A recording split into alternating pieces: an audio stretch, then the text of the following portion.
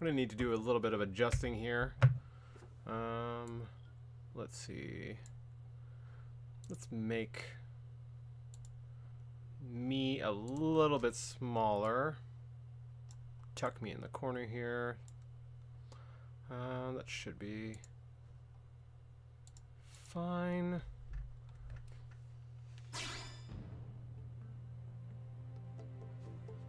My headphones are not plugged in. That might help. I'm like, why do I hear nothing? There we go. I got sound. Excellent. Let's see. Making sure everything's all set and good. All right. Trying something a little bit different. And by a little bit different, I mean I'm playing. Just playing what I feel like it.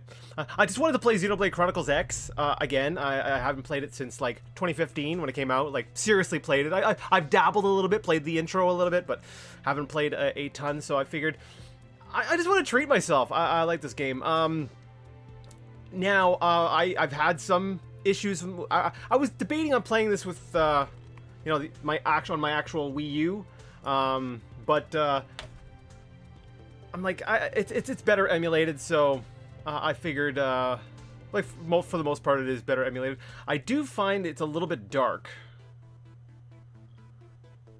Graphics do look a little bit dark. Because I'm comparing it to like actual Wii U, but hopefully it won't be too bad. Yeah, I'll just go ahead and start a new game while I'm. I could scope things out while I'm, that's the highest brightness level. Okay. Wait, do I want to display headgear? Yeah, let's leave it on for now. I can always disable it later. Another reason why I wanted to do an emulated version rather than the playing on an actual Wii U is, well, one, we get 1080p at 60 frames per second, which the Wii U definitely couldn't handle. But also, we can take a look at the gamepad. I can record the gamepad, but opening cutscene, I guess. We'll just let that play while I take a look over at stuffs. Bit of a refresher here. Hopefully everything's coming through.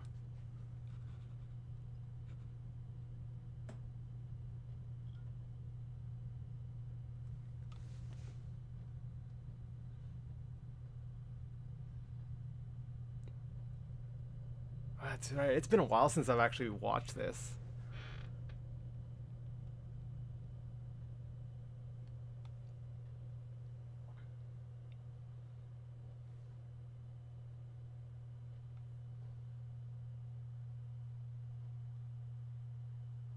Space. It's really big. It's weird. It's like I don't want to talk over it because I know it's a cutscene and like usual Let's Play sensibilities are like shut up, but I've already got my face plastered on here, so I don't want to just be like I'm just watching Xenoblade Chronicles X. I think it will show us the title like 3-4 times before we're out of the intro here.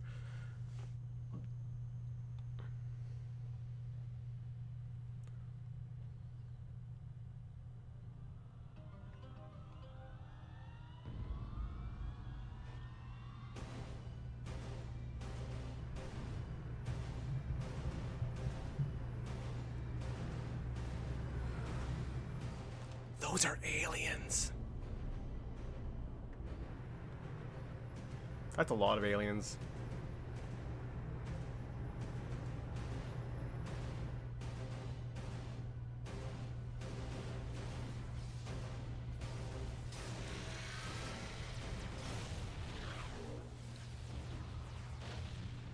July 2054 AD. The Earth was caught in a great battle between unknown alien forces.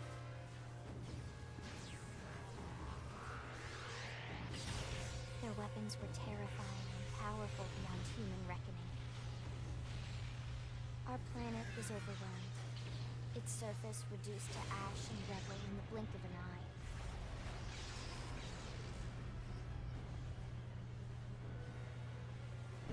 The coalition government knew the war was coming.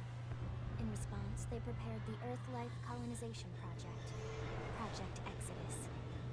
Interstellar arcs were launched all across the planet, from every major city on Earth.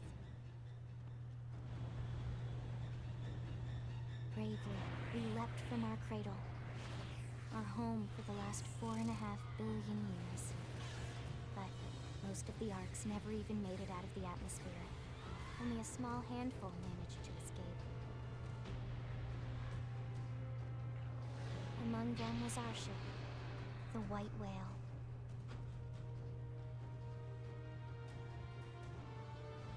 After leaving Earth behind, we spent 2 years wandering in space, searching. We thought of ourselves as the lucky ones, the pioneers who would settle a new world. But our past caught up with us, literally. The alien blitz was unrelenting. If not for the efforts of a lone hero, we would never have survived. Our ship took heavy damage. We lost control. With our flight systems down, the White Whale was pulled into the gravitational field of a nearby planet, its hull shattering and breaking to pieces as we plummeted toward the surface.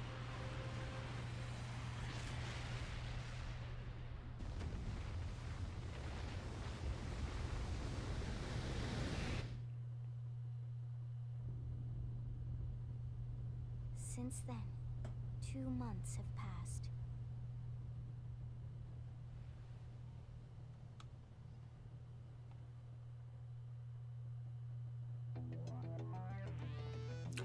Alright, yeah, that does look dark. At least for the... I might do a little bit of adjusting or something, because... I don't know, that feels distractingly... Oh, maybe it's just the... No, even in a brighter environment, that feels kind of dark. Oh well. I'll see. It doesn't feel too distracting to me. I'm like... I'm used to play... I've been streaming, like, Phasmophobia on here, so I'm kind of like, dark games, and I guess I just stream dark games, and if they're not naturally dark, we make them dark. All right, we're gonna do character creation. I mean, I guess it's fine for like the beginning of like a stream. Get all the boring stuff out of the way while nobody's around. Oh, there is somebody around. Hey, it's Snake. Darn it. Well, now somebody's here. Now I need to get through this quickly. I'm just gonna feel bad, like, if I just waste your time here. I'd love to spend a ton of time on character creation, but I guess I kind of want to move things along now. Thanks for showing up! Ugh. When the viewers become an inconvenience, you're not really an inconvenience, I'm just being silly. Okay, let's go with this. Size, let's make her a Tolly. In the Japanese version, there was other sliders for, there was one other slider. I'll let you guess what that was for. But they removed that and some other things for the other releases. Holy crap, I'm not used to how snappy that is. It's just, it moves so quickly, because, like, I played, I think... I had 2 different saves I played with, and looking at the hour count at the end of each one, I think my total is over 200 hours.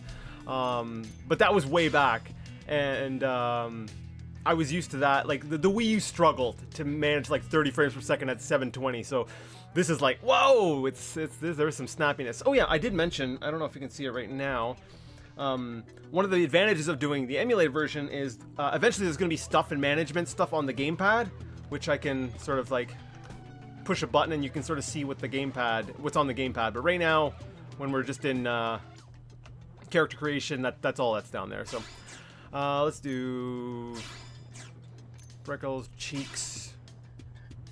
What is this? Cheeks. Oh, we're doing like cheek makeup kind of thing. Yeah, keep it basic. Do I want the scar? I mean, it makes me look like I'm hardcore, but at the same time, oh, I'm all for it. 3 hours of character creation. Yes! No need to rush. I'm expecting the same tomorrow with Daggerfall Unity. Yeah, tomorrow I'm going to do Daggerfall in case that interests you. What? Well, anyone who watches this after the fact, or Snake, who I have to tell you that I'm doing Daggerfall Unity, even though you just put it in chat. Actually, how is the chat looking? They don't make it very convenient. Like with Twitch, you can kind of like pull the actual chat stuff, but with getting like the YouTube chat, I had to finagle some things. So I might cut off some words, but whatever. No, you know what? We're gonna get rid of the scars. I have not earned my scars yet. Hair, actually, I think I'll keep the hair. Yeah, I just like the hair. I'm like, I'm pretty sure that's what I would gone with style-wise. Yeah. Oh, special. We can have an alfalfa. That's the option. Boing. Oh, on this hairstyle, it comes out the front like this. A lot of the other hairstyles, you get literally what it shows up there. Just the one little bing. Yeah, we'll keep it. It adds character. I wonder if we can make the roots just a touch darker. And then tips. I can't even tell. Oh yeah, you can see barely. I'm not even with how like video compression works. I'm not even sure that's going to show up, but whatever. Let's go under eyes. I'm gonna keep the default pupils. They look weird. There is an in-game reason for that. I guess these ones look the most natural. So we're gonna go with that.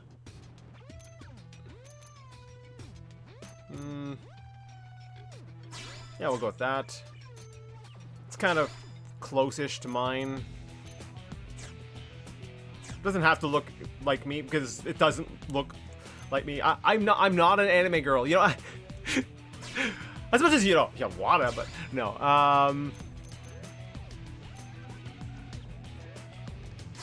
Yeah, I prefer a darker look on that. Lips, no, leave those default. Now we could go ahead and slap like face tattoos on because those are always cool, right? Face tattoos. I'm not a fan of face tattoos, honestly. Like, I look at these and I'm like, well, I mean, we could be like, I'm Batman, or Robin, or Nightwing, whatever. One of them's. Wrong. I mean, there's a thumbnail image for you, right there. YouTube is not receiving enough video to maintain smooth streaming. Oh, I am streaming unlisted. It seems to cut off older messages, but otherwise it looks fine. I am streaming unlisted. Thank you. Give me a second. I am a... Holy crap. I'm a smart. I am such a smart. I'm the smartest smart that ever smarted. Oh, God. I'm actually nervous this time. Like, Phasmophobia felt very casual and stuff, but I think there's like this, there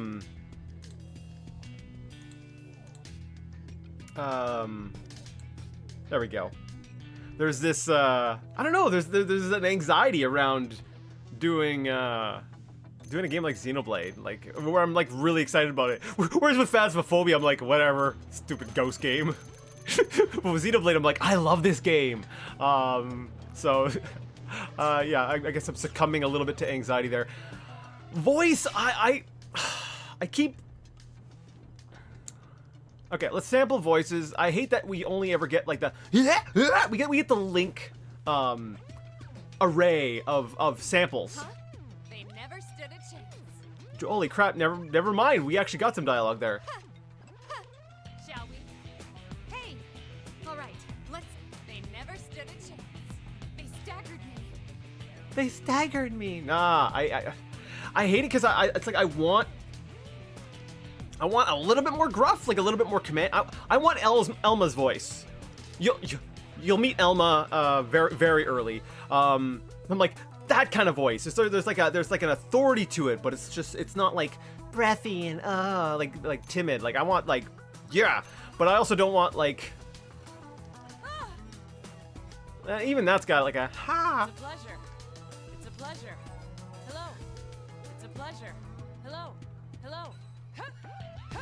Success. I mean, that one kind of works. I think I might end up just going with, where's Classic? It's called Classic because it's actually, if you've played the first Xenoblade game, it's Fiora's voice. Yay! We win! I kind of want to take it just because it's Fiora's voice, but not because I actually want it as like for my character. I've lost my balance. I lost my balance. Did I go with Independent? No, I didn't try that one yet. Here we go.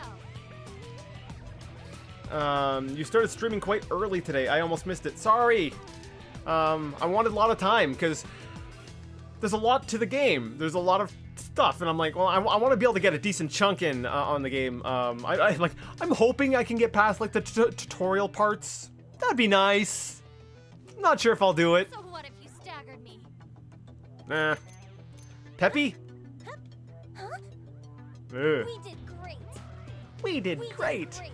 Ugh, I hate losing my balance. Nope. Oh, all right. I'm getting wobbly. Let's murderate him. Oh, let's murderate him.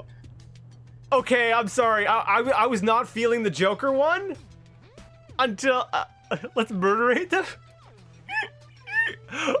Okay, I'm sorry. I'm going with it. I might regret my choices later. I think I'm gonna go with the Joker voice. We're gonna go with the Joker voice. Holy crap! I've never even given that one a second look before. Okay, I'm gonna at least sample what the soldier one sounds like. I don't remember. Shall we? Just tell me what to do. I think actually this is the one I had picked Shall we? Huh? before. I kind of like that line too. Yeah, it's good, eh? Huh? Okay, we're gonna stick with Joker, and let's finish up and jump on in. I think is that what we're gonna do? We're gonna jump in. I think we're gonna jump in. Is audio working all right? Like, is everything sound good?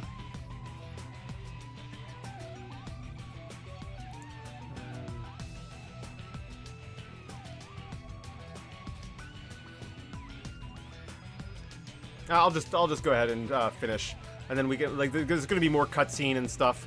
Finalize this as your character, sure.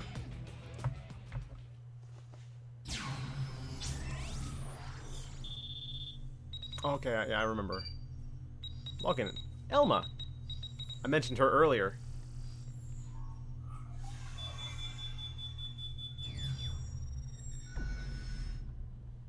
Audio seems fine. Attention. Thank you. External access confirmed. Disengaging stasis in 10 seconds. 7, 6, 5, 4, 3, 2, 1.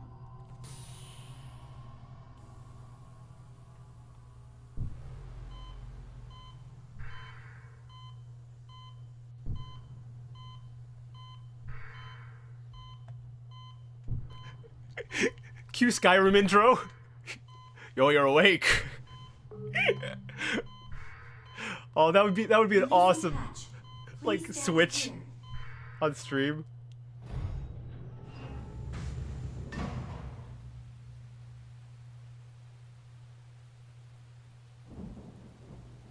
Hey there. Looks like you're all in one piece.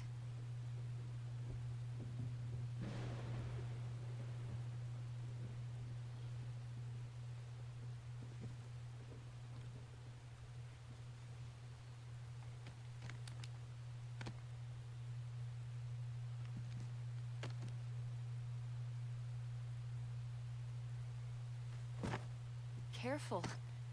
Just take it nice and slow, okay? Your senses will need time to reactivate.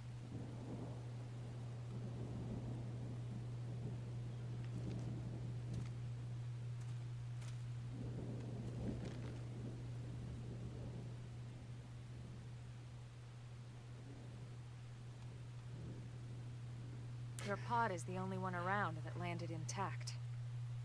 Good thing I found you. My name's Elma. You want to tell me yours? Oh, you'd rather the Morrowind intro? Do you want to tell me yours? You don't even remember your own name?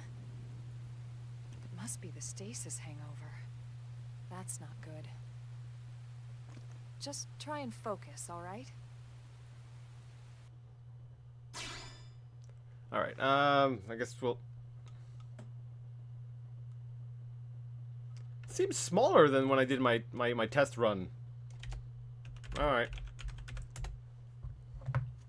Stick with that. Good, there we go. What else you remember? Nothing. It'll come. No, In it the won't. meantime, I'll get you up Spoilers. to speed here as best I can. How are your limbs? Can you move? I can nod or shake my head. So show your body is working fine, or show you're still disoriented. Now you'll frequently get these choices for different things, and I'd say most of the time they don't matter too much. But there are points where you can like change out quest lines, or like characters might die as a result of your decision. So like decisions do play a role in it. But they're not like. It's not like crazy. It's not like something like I'm trying to think. Whatever. And never mind. We're just gonna play. Am I still disoriented? I'm gonna say I'm a little disoriented because it's been a while since I played this.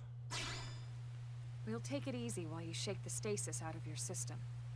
One step at a time, all right? First things first. You'll be needing a weapon. Wait, why? There you go. All right. Let's get going.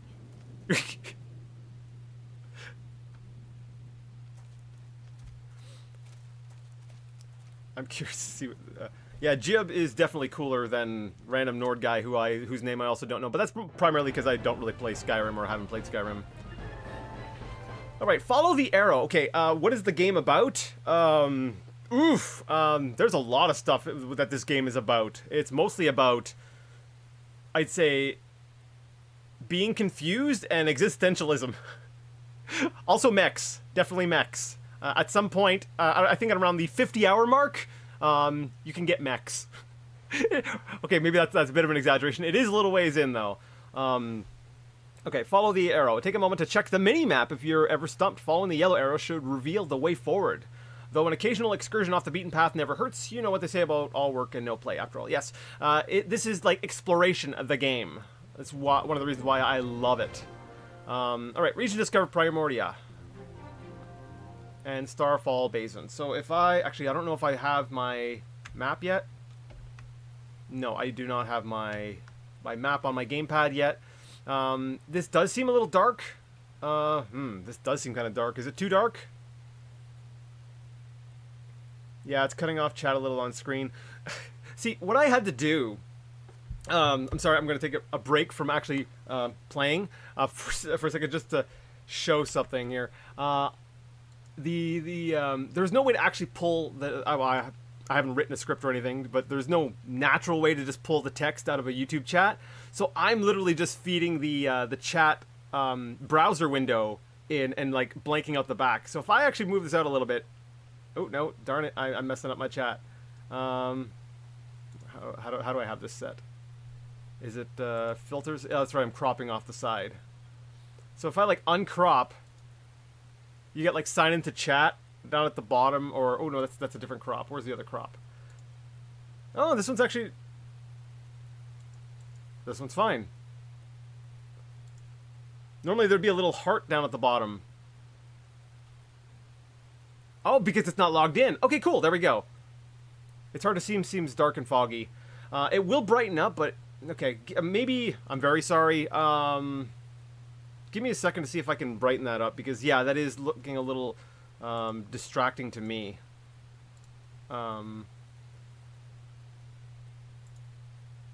Sorry. I thought I had that fixed last night, so I don't know why. Okay.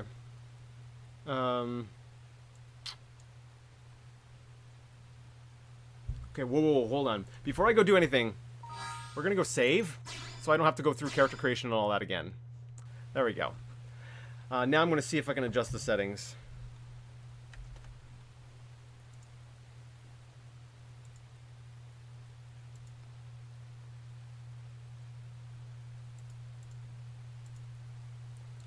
No. Like, I have a thing that's supposed to fix the brightness, but it doesn't seem to actually be doing that.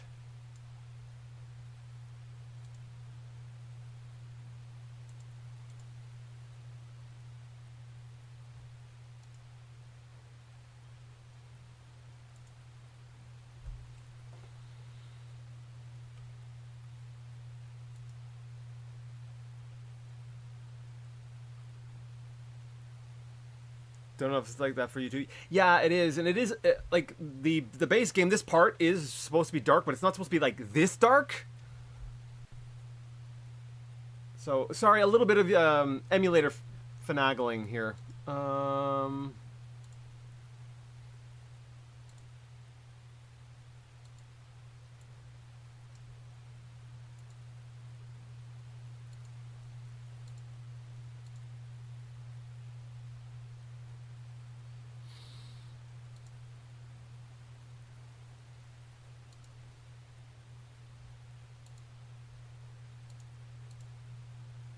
Wait, is there a change there? No.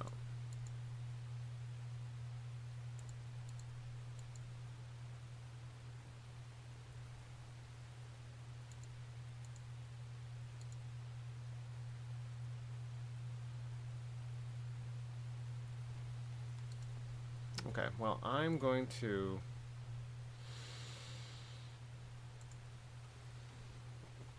Sorry, this sucks.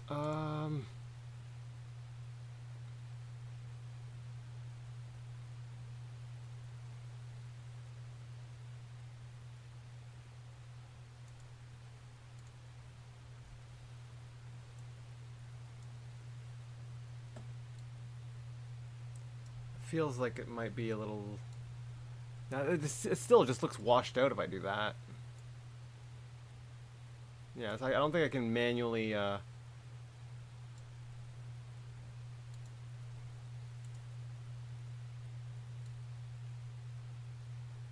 maybe just a slight bump like that. I don't want to push it too far because then it's going to look like washed out and unnatural. So for me, it's still going to look kind of dark, but for you, I'm hoping it's a little bit brighter. Does that work a little bit better? Things will lighten up once we get out of this intro area. So I'm gonna hurry up actually through this intro area so we can get to the through this. So basically, I'm running around. We've got a cutscene, so. Most of the white whale's life pods didn't survive the crash, like this one. You're one of the lucky few. Right. You don't even remember the white whale, do you? You know, the L002? The ship we escaped Earth on? You remember Earth, right? Planet Earth. Your homeworld. Or rather, it used to be anyway. Unfortunately, it was caught in a battle between two alien forces. And destroyed.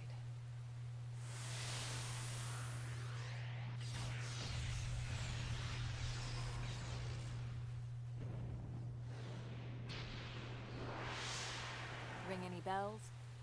Nope. Don't feel bad. It's one memory I'd like to forget.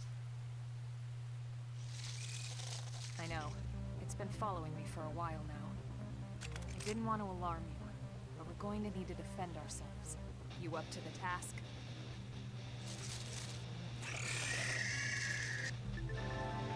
Alright, so targeting this, like I said, we're still in tutorial land, so initiate combat by targeting an enemy, then drawing your weapon. Now what do you say? Give it a whirl, blah blah blah. I'm actually I know how to shoot a thing. Oh yeah, so this game is it's JRPG as hell. It's like JRPG meets like MMO. As you can tell by like the like I can stand back here with my knife and still slash the giant bug. Yeah, I didn't even need to use any like special arts or anything. You're not half bad. There's plenty of work back in the city for someone who knows how to handle a weapon, you know. Show interest in finding work, or look depressed at the idea of work. I'm like, I kind of like that one. Like, work. I mean, like, yes, I wanted to go do questing and stuff, but at the same time, I think it'd be funnier if I was like, I'm gonna go with, Hey, I'm not trying to pressure you into anything, alright? It'll be your decision in the end. But anyway, we can talk more details later. For now, let's keep moving. Alright, treasures drop. Now, see this thing here, well, I guess if you haven't played the other Xenoblade games, this doesn't mean a whole lot, but I actually like the way it does loot in this game versus the other Xenoblade games. The other ones, the items actually drop on the ground and you need to go over and manually pick them up. In Xenoblade X, after you're done combat, it's just like, here's your loot. There's an item list of the things you got. That's it. Just take all. We're good. Which I find so much nicer, because I've had like fights in like Xenoblade 2 where I'm fighting like on the edge of a cliff and like I kill the enemy and the items just all fall off the cliff and I'm like, thanks game, thanks. Yeah, it sucks. So when you notice a little yellow thing above different pieces of like life pod or scrap from the ship, you can come over and press A to find treasure. Yes, field action succeeded. And we're getting some extra armors and stuff. I'm going to... Holy crap, I didn't get a chance to hear our voice up until now. Also, these little blue things, these are just random items. You'll see on the side, item obtains a starlight apple. These are, like, addictive for me. I'm like, ooh! Oh, something right here. Like, I'll be running across a field, and there's just, like, blue little dots all over, and I'm like, must collect them all. I'm Pac-Manning all over the place. If I get any stronger, I might scare myself. Oh, no, I hope I don't get annoyed with this voice. I hope that I didn't let that one line, like, ruin this entire playthrough for me. Okay, once I get over here, the storm should break. Once you get over here, there's a cutscene that plays, and then they want things to be dark so that they can hit you with like that the contrast. Also, you get experience for discovering new areas. I'm gonna like avoid the fight right now, just because I want things to brighten up a bit. Hey, seems a little bit. It relates so hard to that. Are you gonna leave the chat on screen for the VOD? Yeah. I'm probably. I don't actually have a way to separate that out. It's too resource intensive to like run 2 different instances of the thing to like record different things. So it's gonna have the whole thing. I'm sure there's like full long plays of this game elsewhere, so I'm like, The rain's whatever. starting to let up, just in time for sunrise. Follow me. I promise you're gonna love this. Hear that? She promises. It better live up to it, Elma. Now, there's probably going to be some flickering. I'll explain why. Actually, I guess there's not a whole lot of talking right here, right now. The emulator, it has to sort of like compile shaders on the go as it gets resources. So like, yeah, we're getting like this pop-in stuff, which I mean is still quicker than the Wii U was able to do it, but it means that the first time we see certain things, there's going to be a bit of a flicker while it learns how to render it.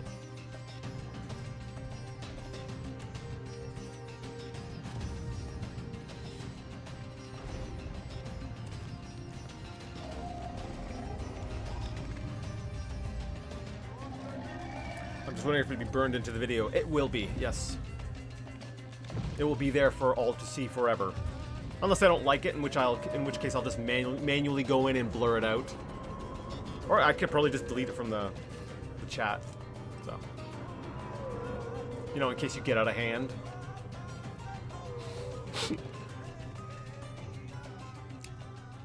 Oh yeah. Wild, huh? Very pretty wild. They're all indigenous, as far as we can tell. We need to learn to play nice with these guys if we're going to try and coexist together.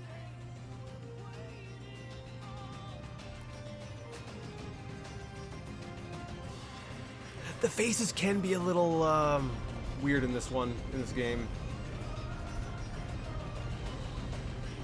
Like stiff.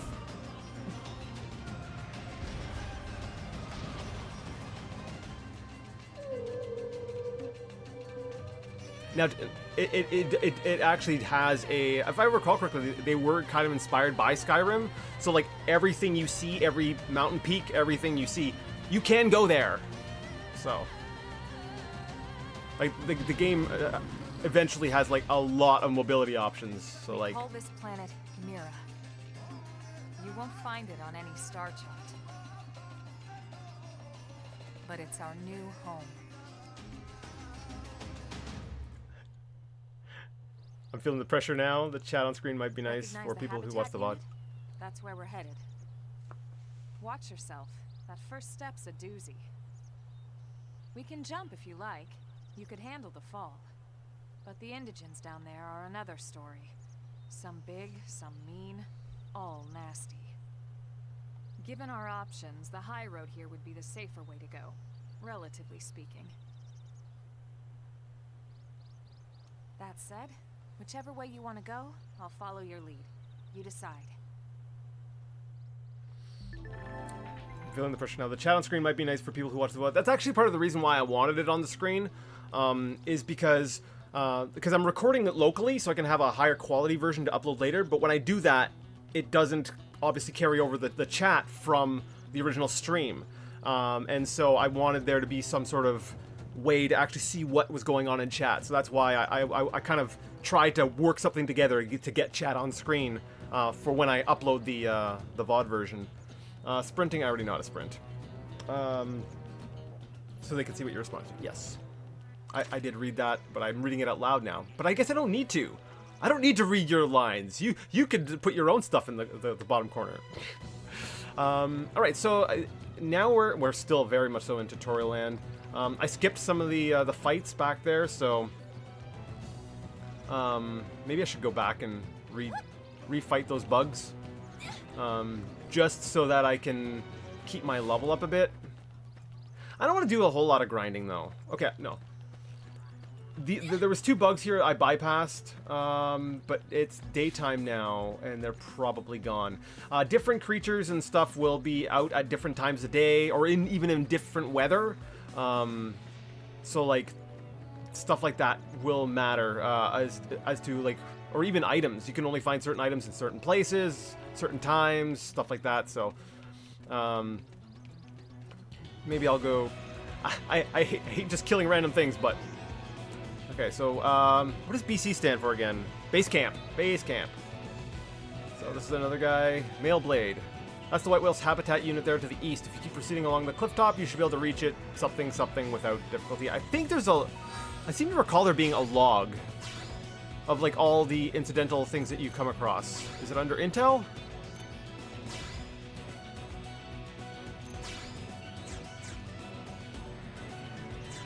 This is social? No, not. Oh no, that's not that. Affinity chart. You can see your character's relationship to other characters, and then other characters' relationships to you as well. I feel like it was under info. Huh. I do remember there being like a way to reference. Oh, maybe it's only the yellow. Because there's different types of dialogue. Like this guy's got a little blue bubble above his head, so like when you walk up to him, you don't have to actually like enter dialogue. You just walk by and like the message will pop up. But then some will have like yellow, which are more important, or they'll have they're like clues, and I'm pretty sure those ones get recorded. What do you got to say? If you fall off the cliff, don't panic. Just head east until you reach the habitat, and try not to engage any powerful enemies on the way. I don't know if those are on the screen for a shorter amount of time than they were. I don't know if that's an emulation thing or if it just really was that quick. It's like I said, it's been a while since I've done a full playthrough here. So a wrecked trailer. Let's press A to get loot. So they can see what you're responding to. Yeah, so you won't look like you have imaginary friends. You have a problem with my imaginary friends? Or maybe I'm just a figment of your imagination. Are you? Meh. I'm like, meh. Imaginary friends are still friends. I'm good. See, that's how you stay sane, is you make friends with the imaginary friends. Wait. Alright, I know I did pick up some items. I don't want to get too grindy with stuff, because then it's just like combat after combat after combat. But I know we picked up some stuff. Oh yeah, so required level for some of these guns and stuff are level 3. There's an iron knife, so that gives me a little bit, yeah, that's definitely gooder. That's definitely gooder. Prototype scouter, I can check people's power levels. Oh, this one, there's actually a scouter that looks like a lot like Raditz, like Dragon Ball. Yeah, we're gonna slap that sucker on for now. This has higher armor. You can tell because it shows more boob. There is a little bit of that that syndrome with some of the outfits in this game. Let's see. How many times have you beaten this game? Technically, once. The second time I didn't beat it, but I was focusing more because the first time I actually skipped a lot of the side stuff, and so like the second time I was focusing more on that. So the first time I kind of went beeline for the end, and then the second playthrough I was a lot more, we'll say, wide in how I approached it. So yeah, I'm just gonna kill a couple things, level up, and then we'll hit. I'm gonna try because I don't want to get like killed on the way to New LA. Oh wait, I mean the white whale. I mean, wait, did we get told it was New LA yet? No, we didn't. I'm sorry, that's a spoiler. Nice work. It's New LA. That's where we're going to. Murderate him. Shadow strike. Actually, I'm gonna focus on your head. So you can also like let's see. Toggle appendage lock. I seem to recall there being a way to actually adjust where you're aiming. Cause like right now I'm like aiming at his butt. And you can like target specific parts of the enemy.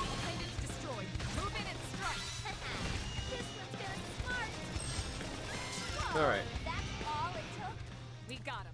There's a lot going on during combat, and it's actually, I think it'd be too much of a pain for me to like really explain things. So if you have any questions as to what you're seeing, like I'll help. Oh, it looks like the storm is back. Hooray! Alright, let's now one thing she did say earlier, we could handle the fall if we jump down. Yeah, she's not kidding. There is no fall damage in this game. And that's not just a game mechanic thing. Like, there's a lot of things that I'm picking up on because I've beaten the game, and I'm trying not to spoil anything, but like, there's some things that I'm like, this doesn't make any sense. Like, if you're listening to this just like from a normal storytelling, like human perspective, like there's just some stuff here that just doesn't make sense. It just sounds ridiculous, but makes sense if you know what comes later. Nice work. Like there are little clues and things that are peppered throughout so far that yeah, that it's like I want to comment on, but I'm like I don't want to spoil anything. Not that I don't foresee myself getting that far in this game, at least not quickly, just because it is it's a big one. This is a big sucker. Positioning does matter. If you'll notice on the top bar, you have like side, middle, so like elevation versus the enemy, as well as where you're standing. Different arts and stuff will have varying effects. Oh, we got my first gold drop.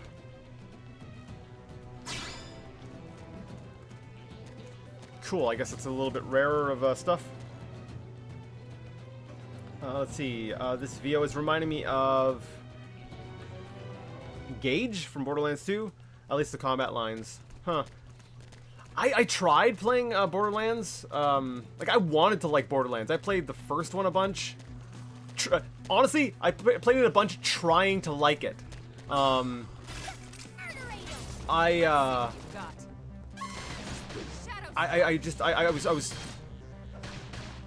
couldn't get into it. It's like there was something about it that I loved, but at the same time, I Let me get behind you. Did I don't think I got it in time. It felt it was too bullet spongy. The enemies were way too bullet spongy for it to be fun. Yeah, it felt very fiddly. Like I was always fiddling with stuff, and now it's possible that some of that stuff gets fixed in like Borderlands 2.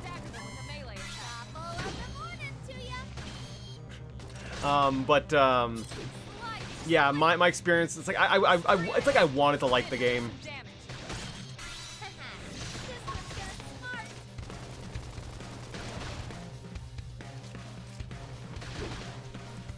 All right, what level am I at? I'm level 3 now? Yeah. Character level 3, class level 4. Let's move. So I should be able to just upgrade my... Use the things I found earlier. Yeah, so advanced storm assault rifle. I'll go into like... Right now, we're, like I said, we're still tutorial land, so I'm just... I can just wear this full-on helmet. No. I mean, it gives me an extra, like, +1 to defense.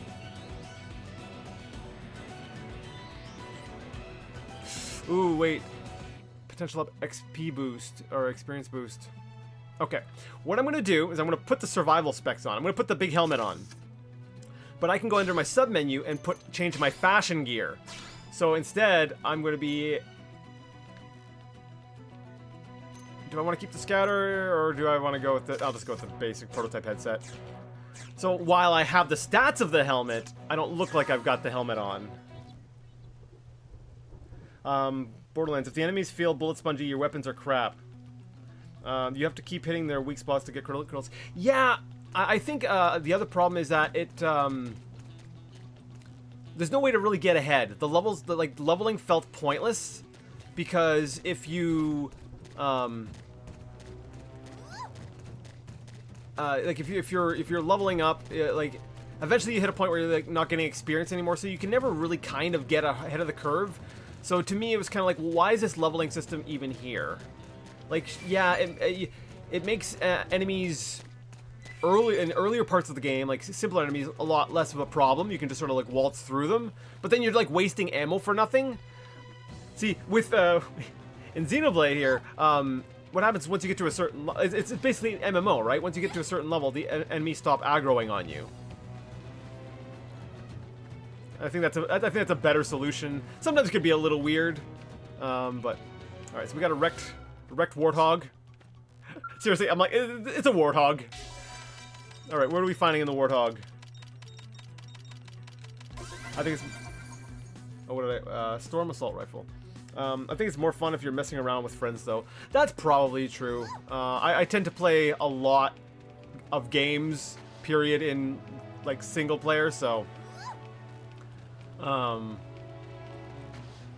What is that? Oh, it's one of the... Okay. No. Oh, I know what that is. Okay. It's a big, it's like a big gorilla monster thing. I think it's, like, just napping. Yeah, because, like I said, different times of day, different things will be in different places, react different ways. What level am I? 3. Alma's 5, though. She should be able to carry me. Westgate Plain. Because I'm thinking, like, there's one fight coming up, like... Pretty sure I can handle it. Also, yeah, jumping height. It's great in this game.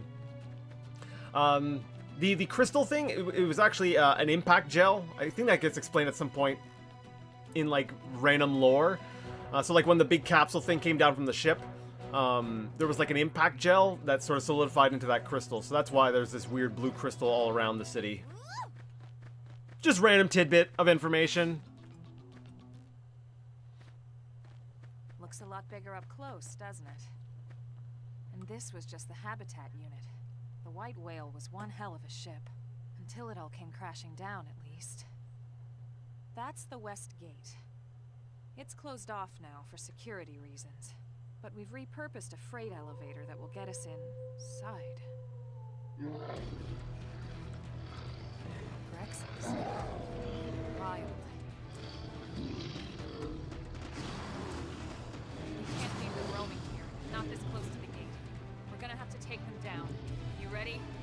I mean, we should be dead, but, you know, anime logic. Ooh, level 4.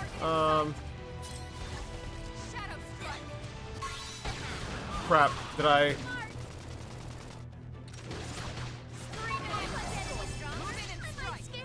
Oh, crap. No, no, no, no, no. I didn't get it off in time. Okay, so it was only the big one that had, was level 4.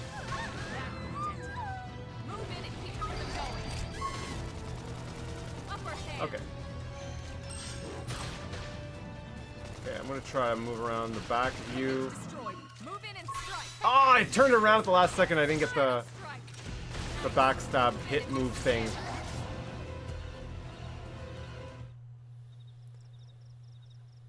Hi Gwen, sorry I was late. You didn't notify me. How rude! Luckily, Well, good. Some species aren't so hostile, but they aren't necessarily friendly either. Hey, game, shut up. I'm talking to chat. We need to learn that there's a fine line between self-defense and provoking a fight. We need to walk that line. All right, let's head in. Who knows? Maybe seeing the inside will jog your memory. Spoiler, it won't. Hey, brown coat in a box. Strength comes from experience. That's true No on any need- planet. No need to apologize. YouTube's everything is just butts. It's butts. All right, so that's like the big. Yeah, that's probably the biggest fight. Let's just get in the city so we can actually start doing the fun, the interesting stuff. I mean, I kind of like the. Honestly, I just like existing in this world. Like, there's something fun about it. There's some of that flickering. See, like you see the little rectangles popping up there. It's because it's having to go, like, compile shaders or stuff like that. That should only happen the first time we run into a specific texture. We'll talk to people later. I want to get out of tutorial land, and then we can, if I feel like chatting with random NPCs, then I can do that.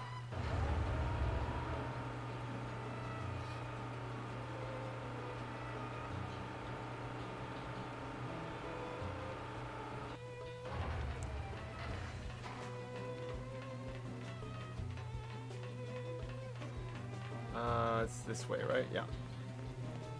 All right. I think this is the second time they give us they show us the title of the game.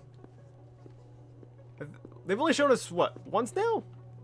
Maybe it was only twice. Maybe I exaggerated that.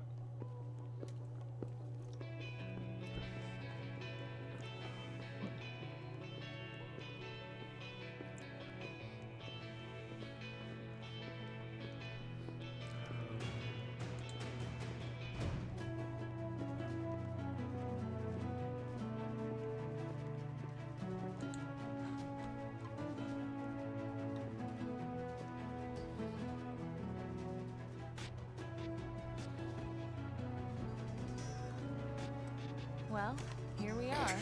Not too shabby, huh? For a giant beached spaceship. Okay. She said it. I was gonna say it. I was like, yes, for our crashed spaceship, it's not too shabby. Like it or not, this place is our home now. We took the name from the city it was modeled after back on Earth.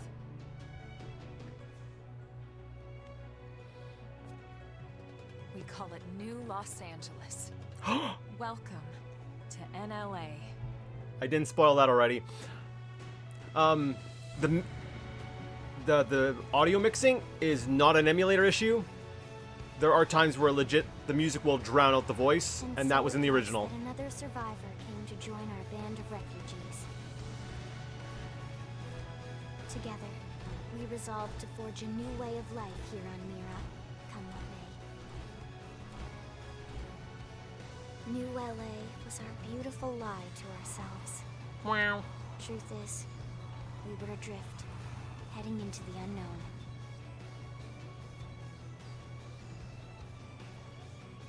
Our native home was gone, swallowed in a shroud of light. And our future was uncertain. We had no idea what fate lay in store for us. What's that? Only that we had to keep living in order to see it. What EMU are you using? CEMU? CEMU? However you pronounce that.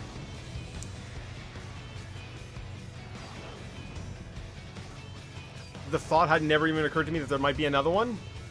Honestly, I just defaulted to that one because it's the one I knew about. If there's a better one, then...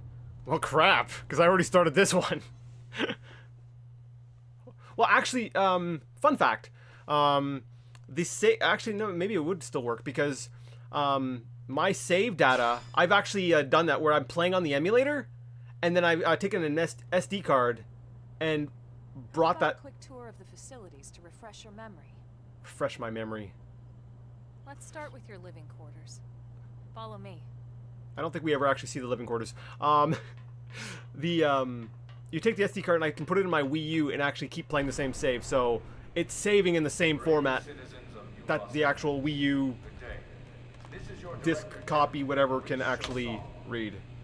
Today, I once again come to you with news I am truly delighted to share. Yesterday, we repatriated 10 more White Whale crew members. Lies! These fellow pioneers will rejoin our ranks as citizens of NL. That will bolster our ability to survive and indeed flourish here in our new home. Director General? Since when? Only the latest success 2 days ago, ma'am. continuing efforts. From political aide to director general in just a few weeks. At this rate, he'll be emperor by next month. Irina? Gwyn? Nice work out there, ma'am. It's actually kind of funny that like they seem to seed this idea like this guy's kind of going for power. I don't think anything ever actually comes of that. I could be totally wrong. Show interest or look puzzled. Ask who these two people are or wonder why they call Elma ma'am. I mean, that I don't really wonder that. Show interest. Actually, you know, I kind of like the way that it gives you the dialogue options. Like, it gives you a little bit of like context, like show interest, and you're asking who the two people are. I feel like it gives you a little bit more context because, like, wonder why they call Elma ma'am. Look puzzled. It's a little bit clearer in some other cases where it's like the additional little dialogue kind of tells you where you're coming from with the comment or whatever. I'm just gonna go with interest. Who are these other two random NPC characters who will no doubt become party members? Possible party members. You can kind of swap party members in and out in this game. You choose your party. Right. Introductions. Irina Akulov, Gwyn Evans. This one of the survivors, Colonel? The survivor. I only found a single pod intact at Starfall Basin. Lies. Wait, what? What happened to 10 more crew members? Come on, seriously? Shosan was never one to let the truth get in the way of a good speech. Still, every last survivor counts. You can call me Irina. I'm with the Interceptors. Me too. Same division. You can call me Mr. Evans. Or just Gwyn. The three of us were in the Coalition forces together. Specifically, the Special Operations Heavy Armor Training Unit, aka the Skeleton Crew. I was a colonel and Irina a lieutenant. Gwyn was a more recent recruit. Of course, I keep telling them we don't need those old ranks anymore now that we're here. You're still Colonel to me, ma'am. No reorg will ever change that. And that's not about chain of command either. It's about respect. You've earned it. And the award for best ass kiss goes to... Well, I'd remind you both the ma'ams aren't necessary if I thought you'd listen. All right, ma'am. We should be getting back to work. Until next time, Colonel. Right. We should be going too. The administrative district isn't far. That's where you'll be calling home. For now, anyway. Alright, let's walk 2 feet to the next cutscene. Chapter 1, New Los Angeles. Region discovered. I do like that the game like rewards exploration. Like if you find little secret areas or caves or grottos and stuff like that, like you get like experience for like exploring and like finding those things. Which at the time was kind of novel, honestly. I don't that wasn't done a whole lot. Mechs. I will get mechs at some point. And by at some point I mean like 30 hours from now. If I beeline for it, I might be able to do it in like 25, 20, something like that.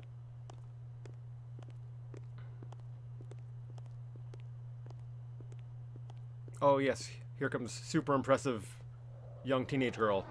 No, not Doug. Doug's not the impressive teenage girl.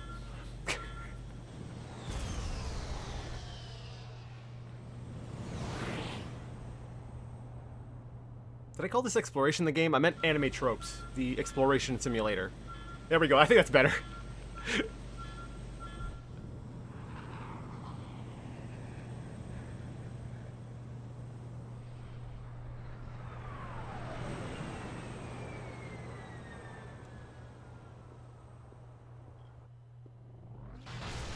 Great landing.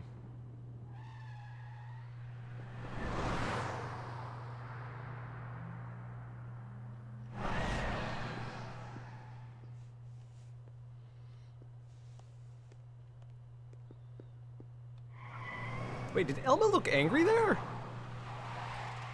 She tends to be a pretty stoic character, so I was like, wait a second, she had emotion or something there. Damn it!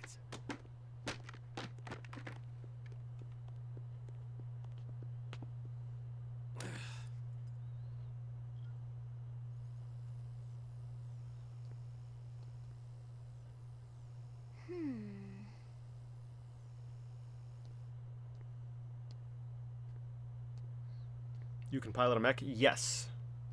It's a long process, but you eventually you can like equip your entire party with mechs and go out I meching. know what exhaust smells like, and it was exhaust in the cockpit. Just check the ductwork, would you? Oh, I'm checking. I just seriously doubt. Hey, look at that. The intake exhaust bypass is reversed. Oh man, it's a good thing I caught that. You caught that? You're the one who cleared me to fly. Everything okay? It's not like you to flub a flight check, Lynn. Good thing you had a rugged pilot like Doug at the controls. Oh, hey Elma. How'd it go out there? And would this be one of the you-know-who's? Cool. I'm Lynn Lee Koo, mechanic and top all-around fix-it gal for Blade. Holy crap. I'm having to manage this because I'm like, in my mind, the game was like kind of Breath of the Wildish. Actually, honestly, if I recall correctly, this game here was sort of the groundwork where they developed the engine that they would use in Breath of the Wild, because Monolith Soft was the company who actually did that sort of back end work, the middleware work, if I recall correctly, for Breath of the Wild. So in my mind, like I'm associating with like like after the beginning, where they're just dumping information on you because it's just like totally open. But this first part, I'm like, oh god, I'm just sitting here listening to people talk and being introduced to them. But like, I mean, you guys aren't familiar with these characters, so I don't know. It's like, do I skip things? I could sum up a lot of this early stuff because I've seen it so many times. Maybe that's just the problem. I've seen it too many times. Find out how old Lynn is. Look skeptical or worried. Find out what happened with the exhaust. I'm gonna look skeptical because if I recall correctly, like canonically, she's like 14. But let's go with worried. Or should I go with skeptical? I don't think it matters. So let's just go with worried. Let's go with worried. Let's not demean her over her age. Yeah. Well, that, doesn't usually happen. We know it doesn't, Lynn. Look, I know what you're thinking. But believe me, young as she may look, and yes, she is young, she's actually one of our top talents. Most of the time, that is. Most of the time. Anyway, you guys heading back to the barracks? Yeah. Why do you ask? As long as you're here, why don't I take you on the transport? It's a great way to see the city. I'll give you the grand tour. That sounds like a great idea.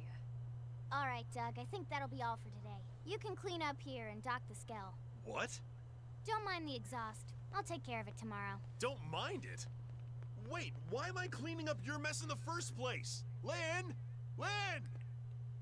Take your time, I'm in no rush. Thanks. Alright, so let's slap Lynn into our party.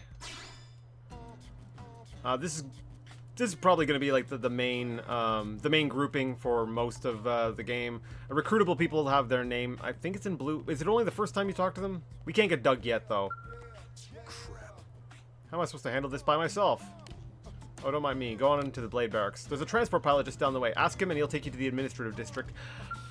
This is like one of the weirdest fast travel things. Like the longer you're with someone, the deeper your affinity for each other grows, and the more you fight together, the stronger your bond will be.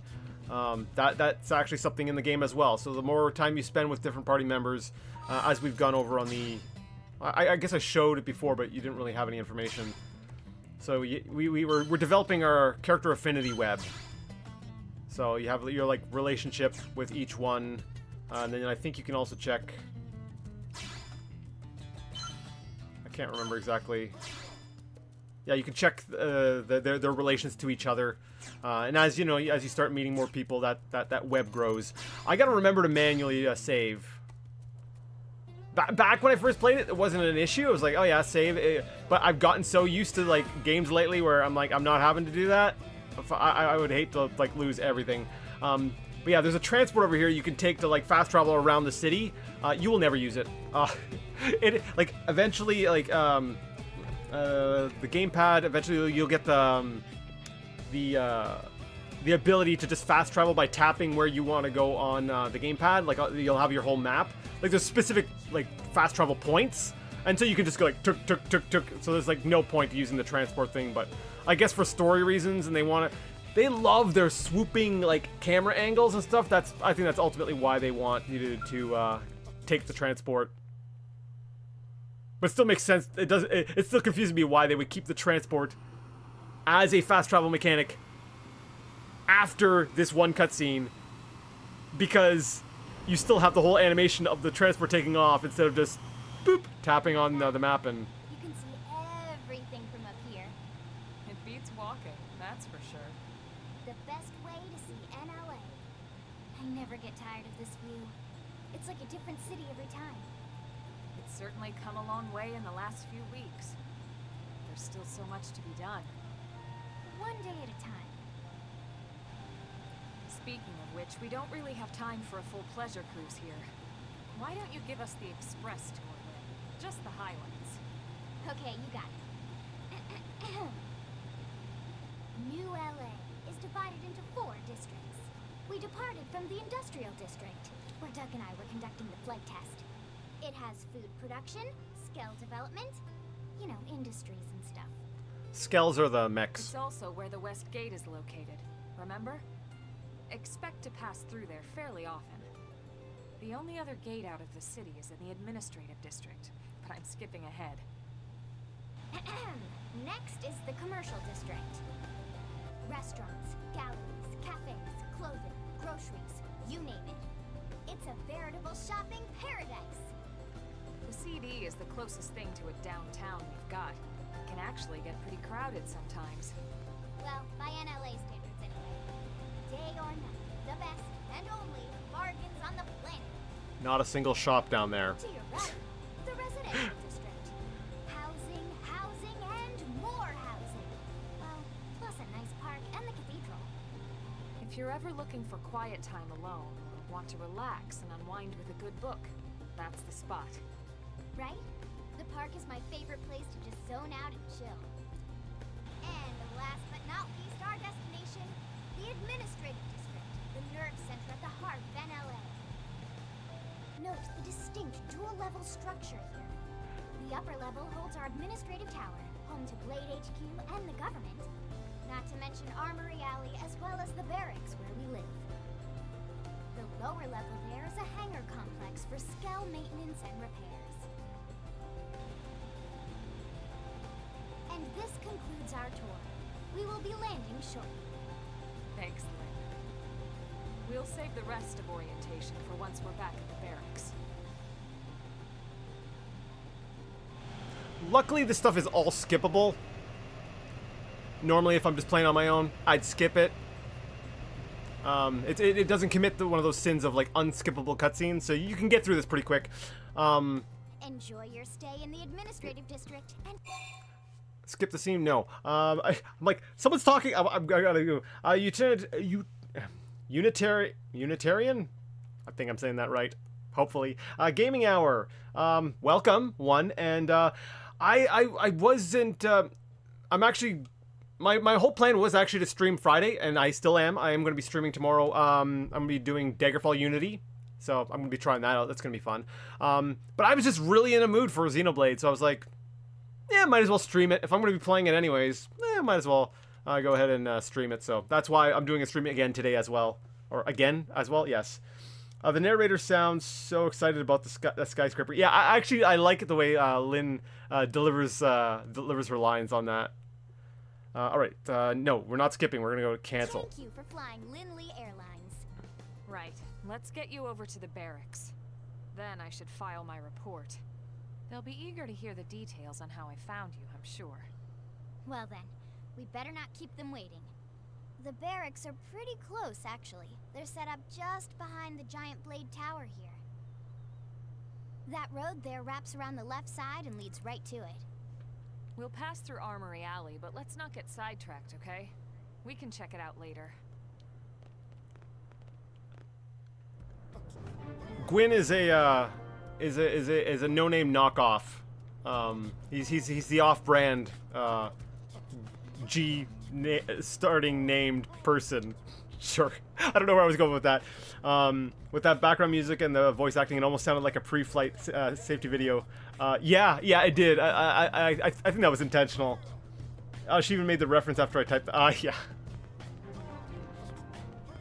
Landmark discovered. Still getting experience for exploring things. Oh, this music is burned into your brain. You will hear this so much. Like, the NLA themes are, like, notoriously, I guess, annoying, but I kind of love them anyways. I actually have the, where are you? I actually have the entire soundtrack on disc because, well, I love this game. I do love the, I don't know if I can put the names of the songs up on, maybe I'll do that at the end before I go. You got to see the names of the songs for this soundtrack. It's just bonkers. I don't think my skill's high enough to, like, steal this loot. No. So, it says mechanical level 2. You get different field skills. There's mechanical... Is it bio? Where is it? I might be in the way. I don't know if you'll be able to see on the screen. Field skill levels. I can't see right now. There's archaeological, mechanical, and then I think it's biological. And then you have to build up those skills, and they'll allow you to examine and loot different things. I don't know how to put who I am on the Discord with who I am on the YouTube, but I'm so excited to see Daggerfall Unity. Love Daggerfall.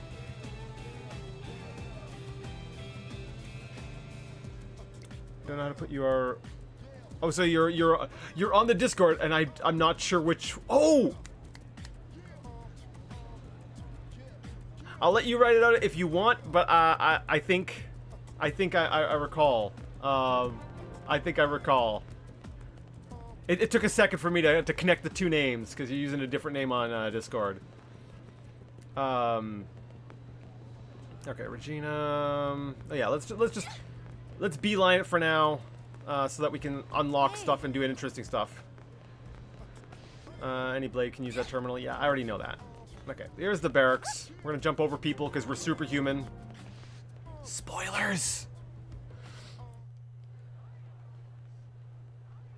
And here we are, the Blade Barracks.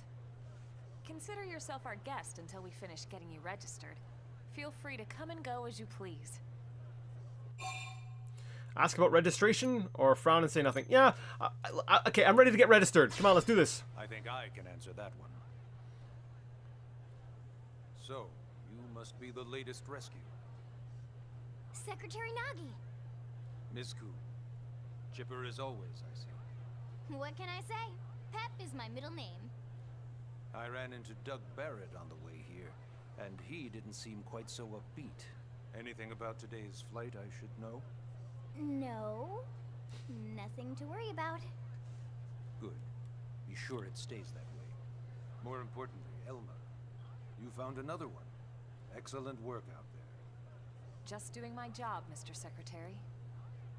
Now, as for officially registering our new citizen here... Why don't we talk inside? There's a lot of ground to cover. It could take some time. Oh! Of course. Forgive me. You must be weary from the stasis and your journey back to us. Please, after you. No, I'll stop plan some talking. tea. All right, get ready, people. Info dumps. Is this after Xenoblade Chronicles 2, 3, with whatever? I have Xenoblade Chronicles 1 on my Switch because I love Shulk. Yes, Shulk. I do. I love all the games, except for sorry. I love the series. I love all the games except for 2. That one's just a like. Allow me to formally introduce myself. My name is Kentaro Nagi. Thanks, Kentaro. Give me a second. This game is... It's ambiguous. It's kind of... Where it fits in, it doesn't really fit in neatly anywhere in it, which is why I think it's got the X. It's kind of sort of supposed to be seen as like a side story. It's not clear where it fits in. From what I understand, because someone spoiled it for me, so I'm gonna keep it. I'll keep it vague, but like the DLC, the last DLC for Xenoblade 3, I believe makes a reference to the one of the events in X. So it's possible that X takes place after or between 2. It's somewhere in there. There's no confirmed location in the timeline / dimensional line / whatever. Because like all the games are sort of standalone, but they all do connect in some way. It's just X is really the outlier. It's really not clear how it connects to any of the others. Even though I believe Elma does show up in Xenoblade 2. It's done in a way where it's like, is it just like an Easter egg type thing? Kind of like, because in number 2 you also get Cosmos from what was it, Xenosaga. So it's like, is that just like a little Easter egg or is that canonical? But yeah. You may remember me as captain of the White Whale, but now I serve as Secretary of Defense here for New LA. The provisional government has charged me with keeping the peace, so all military and police matters fall under my jurisdiction. He's also my superior officer.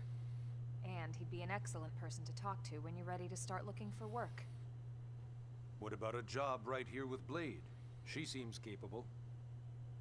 Let's give it a little more time. At least until she knows enough to be able to make an informed decision. I'm informed. She seems to be suffering from some form of memory loss. It'll never get better. From the stasis? She could barely remember her name, and nothing at all about what happened to Earth or the White Whale. I see. Though, come to think of it, the entire lot of us have only been on this planet for what, 2 months? It shouldn't take very long to get caught up. My thoughts exactly. Well then, where should we begin? I just gotta beat the Xenoblade Chronicles because I have my Shulk in how underwear. Same with Lady, who I generally prefer. It's been a hot minute. Ask how we ended up on Mira. Ask for more information about Blade, or ask about registration. Can we just get to registration? I'll fill you guys in. How we ended up on Mira, you saw it in the intro cutscene, and I believe Elma's kind of given the whole rundown. Clarify, more information about Blade. It's basically a volunteer organization where people just do stuff to do stuff. Yeah, maybe I should get them to explain that one. Okay, I'll get them to tell us about Blade, and then I'll go do the question. Blade is an acronym. Builders of a legacy after the destruction of Earth. Quite fitting, I think. It's a relatively new organization. Up there in space, we had plenty of provisions, and a crew trained to handle the limited amount of situations we might encounter in our travels. But of course, all that changed after we lost most of our ship and came crashing down here on Mira. We needed food, water, search and rescue teams, surveyors, police. The list goes on and on. It was too much for the provisional government to manage on its own, so Blade was born. The idea was to have one central organization with different disciplines to fill these various roles. Its core was pulled from the Coalition military, so it's mostly former soldiers. But fighting isn't our most important duty. Right now, we have a single top priority that supersedes all others. The search for and recovery of the Lifehold. Take a look at this. The White Whale was designed to carry an exceedingly large number of passengers, all of them held in stasis, all housed in a structure called the Lifehold. This is a complete schematic of that facility. Only essential personnel were conscious and active for the journey from Earth. The flight crew, maintenance engineers, and of course, some military so we could defend ourselves if necessary. But the vast majority were in the Lifehold. Are in the Lifehold. With any luck, they're all still there, in stasis, waiting to be rescued. But there's a problem. We now know the Lifehold broke apart along with the rest of the ship when we came down on Mira. What we don't know is exactly where all the pieces landed. Not very comforting, I know. Blade's top priority now is locating the missing units.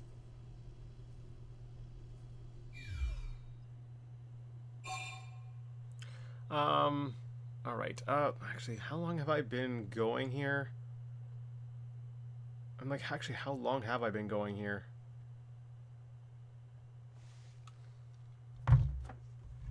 Sorry, give me a second. An hour and a half. Okay. I'm not stopping. Give me a second. I gotta pee. I will be right back. Sorry.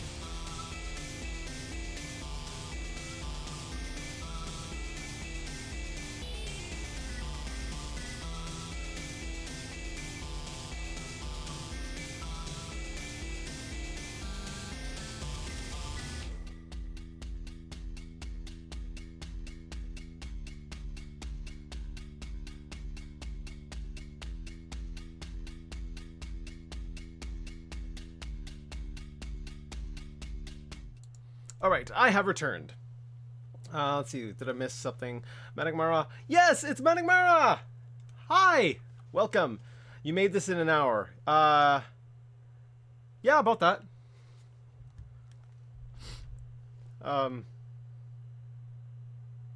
Is that... I take it that that's a good thing. Thank you? I guess, I think. Let's get back to the game. Or you feel free to elaborate or whatever. I've never had to do that before, so it's a new thing for me. I'm like, oh, I used the bathroom, and now I'm back.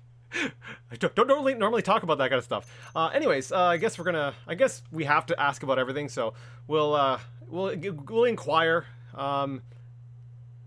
Maybe I could just type into chat while they're doing the boring stuff. Yeah, that could be it. Yeah, sure. It started at the end, 2 years ago. The end of Earth. The casualty of a battle between two hyper-advanced alien civilizations. Their technology and weapons were beyond our comprehension. We were like infants, naked, powerless. The Earth was reduced to ash and blown away. I still wonder if I hadn't been there. If maybe all of this could have somehow been avoided. No one can know that, Elma. What we do know is without you, there'd have been no Project Exodus, and no escape for any of us. Did it go perfectly? No. But we are here, and we are alive. We survived. So yes, Project Exodus. Once we learned the Earth might be threatened, we needed a plan to preserve all her various life forms. That plan was the Earth Life Colonization Project, otherwise known as Project Exodus. Those of us who escaped on the White Whale spent over 2 years wandering in space. 2 hard years. But we clung to our mission, find a habitable planet and settle there. We had no idea how long it would take. Or that the decision would eventually be made for us. The Xenoforms found us again, and, well, it wasn't a happy reunion. Earth wasn't enough. They wanted humanity destroyed. For better and for worse, we were close to planet Mira when we lost control of the White Whale. Inertia and gravity took it from there. The ship had taken way too much damage to survive entering the atmosphere intact. We had no choice. We channeled all the power we had left to soft land the habitat. Once the dust cleared, we set to work transforming it into its current state. Searching for survivors, establishing Blade, installing the provisional government. Basically, making it a sustainable city. 2 months. Given how fast we can move, she only found us? Like, it took her 2 months to find us that close to the city? Question. Okay, let's do registration. Yes. All citizens of NLA are required to register their name, age, and occupation. We also ask you report any personal assets and take a short survey regarding your current state of health. All purely as a precaution. I'm sure you understand. As the caretakers of humanity's survival, we all have certain responsibilities. And hey, it's not all bad. Registering gets you access to all kinds of public services. In any case, I'm sure this is all a lot to digest. You'll be wanting some time. Ms. Koo, even I'm tired of hearing myself speak. Why don't we take our guest out for some air? Seriously. Perhaps a tour of the administrative district. Do we have to? Yes, sir. Come on, we'll keep this briefing brief. Alright, so I guess they're introducing us to the quest system, or your missions. Like, it's giving us a story mission. We're gonna officially... Oh, wait, no, I think we already started chapter 1. Why am I imagining Gwen as a DJ? Oh, there's a stupid little heart icon. I can't actually read what's underneath it. Just going hard. Because that's accurate. I'd say I'm borderline metalhead kind of. It's like on the line between like punk metalhead thing. So I'm a headbanger. Yeah, I could see some like banging my head so hard that the headphones go flying off. That sounds about right. All right, story mission. Landmark discovered. Barracks interior. All right, what are we supposed to be doing right now? Let's just follow the arrow. Stop. Finish getting introduced to everything. Exit. Yes.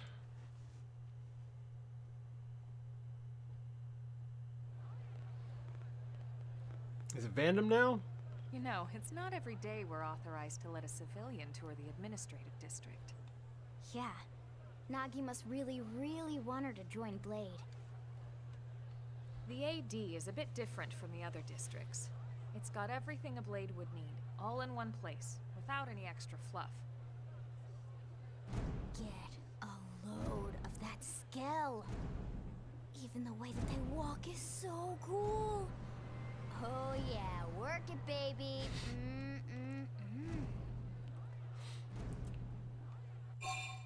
Ask what a skell is, or geek out. Gaze longingly at the skell. Yes, like I said, like 20 to 30 hours in, we'll be able to start playing with them.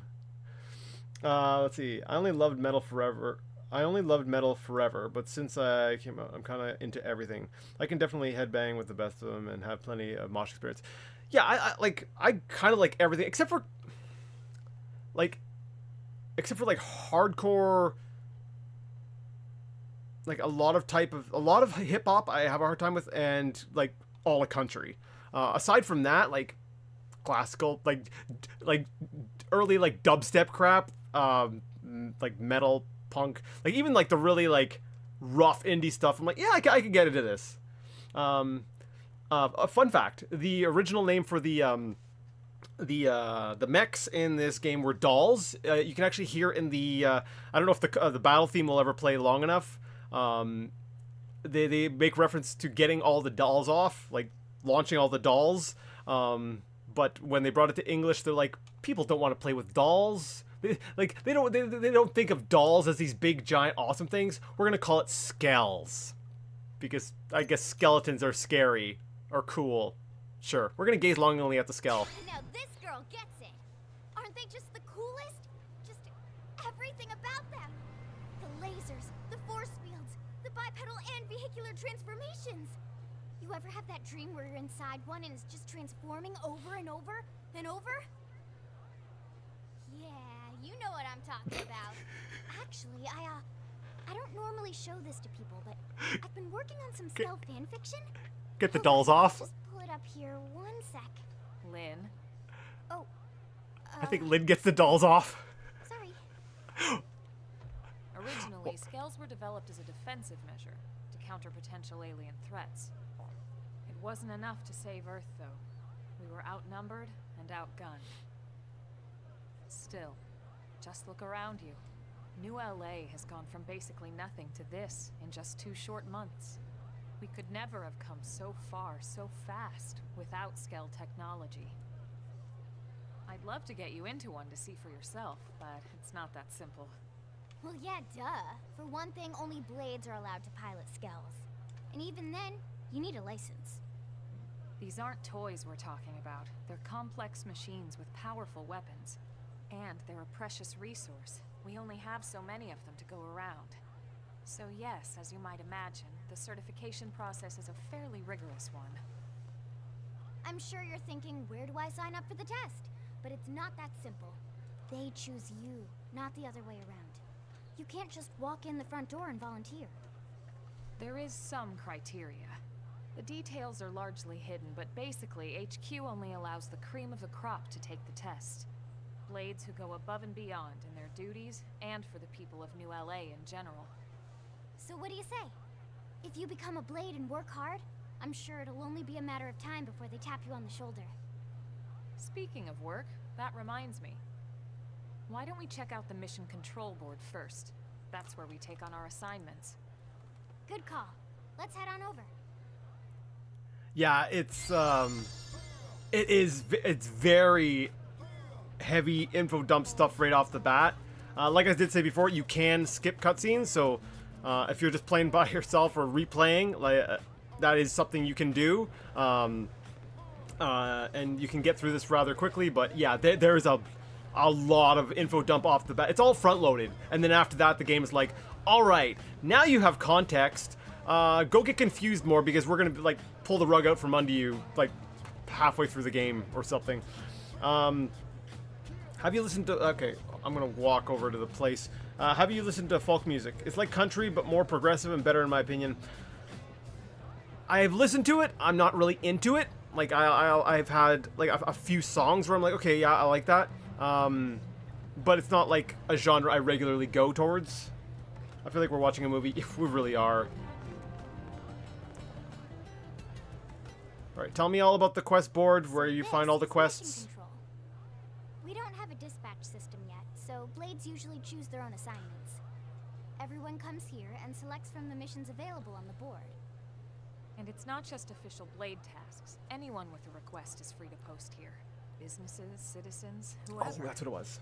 Yeah, it's basically how anything gets done in New LA, so the board is constantly updating. Just about every blade will stop by here at some point in their shift. It's like our second home. always find a number of blades around here, blowing off steam or browsing mission control for their next assignment. Whenever I get freed up, I'll stop here first thing to check for any missions I might be suited for. I might start talking over them. Likewise. And if the assignment Maybe not, seems no. too tough to handle solo, that's what the scout console is for. We should show you that next. Okay, Hey, who's giving this tour anyway? I think the next part actually refers We to. also have the scout console, if the assignment seems too tough to handle solo. I think it's an online sort of feature. Alma just said that, So didn't I she? will talk over that one because that's obviously I'm not connecting online for that. The skills are actually. I was just thinking about that. Ta-da! You kind of. Blade scout console. When the going Yes, gets the tough, way the tough go to the scout game is console. structured. You know, to get tougher. If you It's do end it's up structured in a joining way us, that it holds you'll off quickly on giving you the realize skill just until how much important later. this little piece But is. A lot of the mission control assignments are too much for because one I guess to handle. by They design, tend to come you from also learners have to with sort of specialized pay for your knowledge skill, and like you unique buy it, skills. and so This they're console and they lets can you be search kind of for pricey. So it kind of makes sense too that just such an occasion. you wouldn't have access to them until you at a point in the game where Awesome, right? you've got So, you that ready to that join that up? economy going, Hang on, because Gwen, they're take it easy. we'll get more into like economy stuff once the game actually starts. Just saying, you'd have to be some kind of an idiot not to and, want to join Blade. Or maybe a crazy. Like you what is it? You get that's right. When you buy a skull, when you get a skull, like you're Pressure our guest. you get insurance, I believe, on it that'll replace your skull. Like it'll repair it for you. I believe for 3 times. Talking about Armory Alley. But then after it gets like wrecked, that last time, then you have to start paying out of pocket for all the repairs. So like they're cool, but they're also really expensive. So it's like you kind of you're gonna want to be sort of have your economy in place to be able to really make effective use of them. Wait, am I coming here? Is this the shop? Yeah, they're like So this here's the street's what shop. we call Armory Alley. Blades can requisition equipment from any of the vendors here. I won't lie. Most Blade members face danger on a daily basis. Having the latest gear isn't about impressing your friends. It's a matter of survival. True enough. And that goes not only for your personal armor and weapons, what we call ground gear, but for skell equipment as well. You can even buy whole skells. Can you imagine owning your own skell? Yes. Huh? Oh, right, the tour. I think all that's left is the heart of Blade itself. Blade Tower. I believe that's over this way. Yeah. Hey,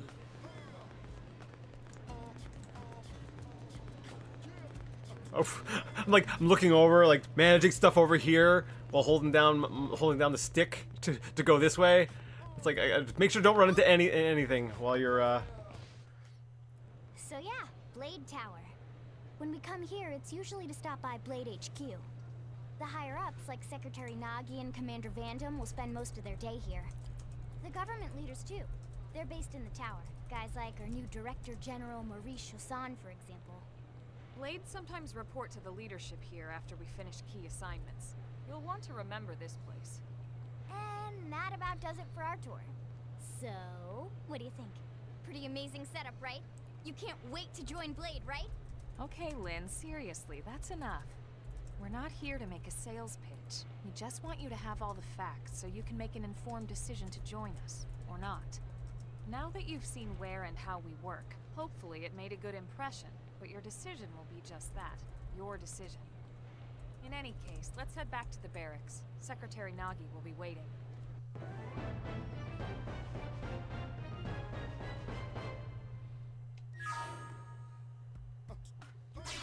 Save. Yes, so I don't have to go through that again. Okay.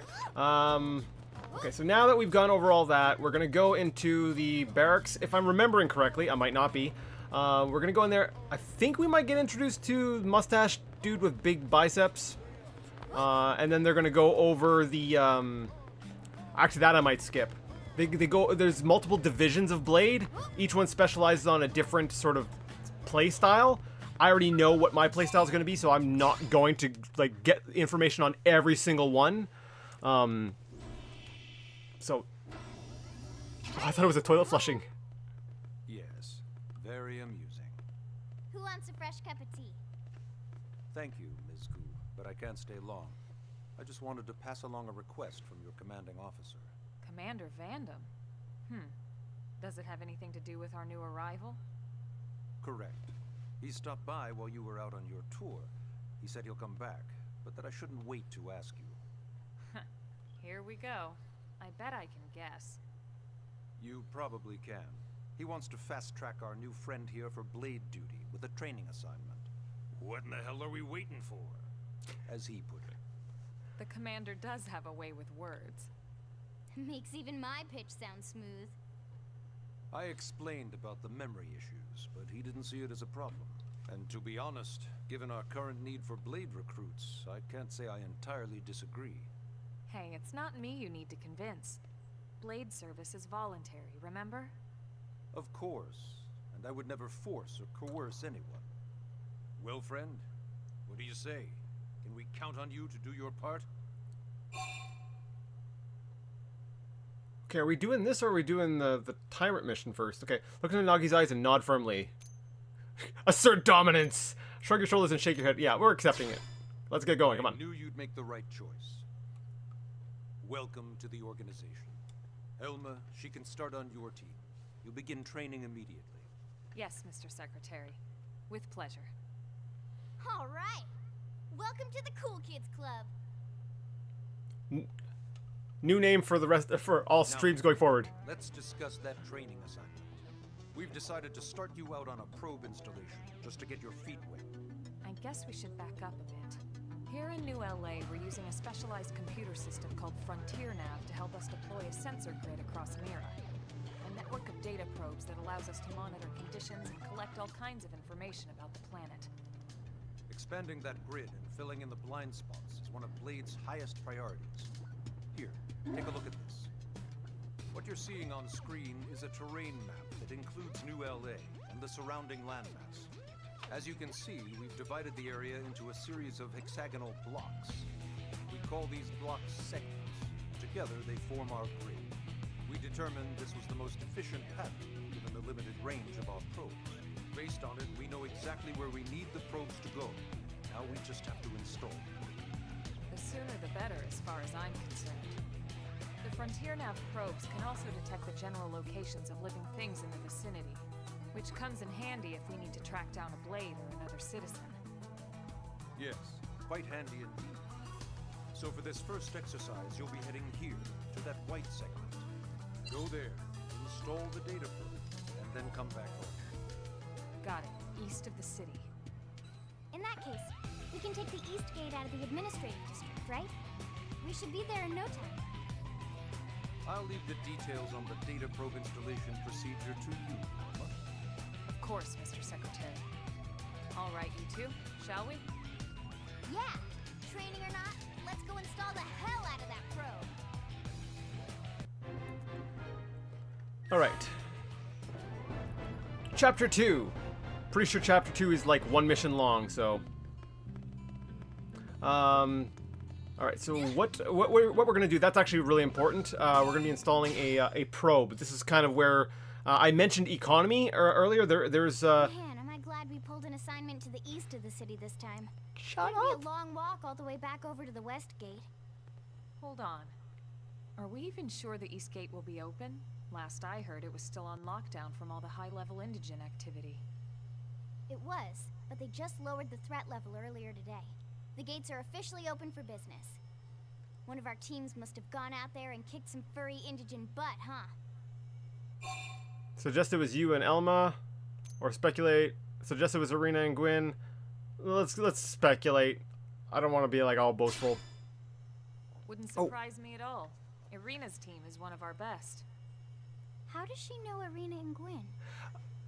We ran into them just before we met up with you. They were on their way out to an assignment. Well, then that settles it. It must have been them, right? Man, forget this amateur hour probe baloney. Those guys are where the action's at. I'll try not to take that personally.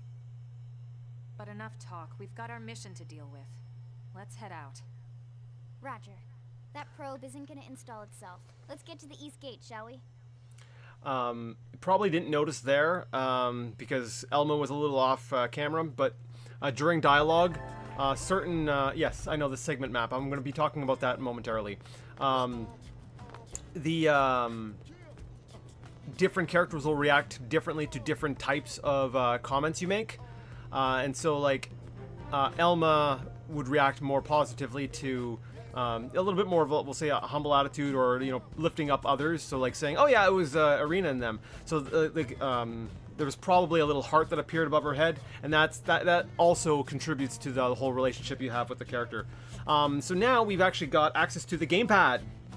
Now we can actually see, oh, you know, let's actually get out of the city first so we can see the full survey rate. Like I said, this is exploration in the game when you finally get past the first little bit. Alright, so now we're kind of out on our first mission, where it's not, like, at this point, if I wanted to, I could go to, like, the end game level areas. I'd get destroyed, and it would be unfun, but, like, I could. It's kind of opened up here. Can I actually move this around? Interesting. I guess I can't scroll around. I thought I could move this around. Huh. I guess it's not reading the mouse controls for the gamepad screen. So for now, I don't think I can actually click on anything. I'll have to fix that for a little bit later.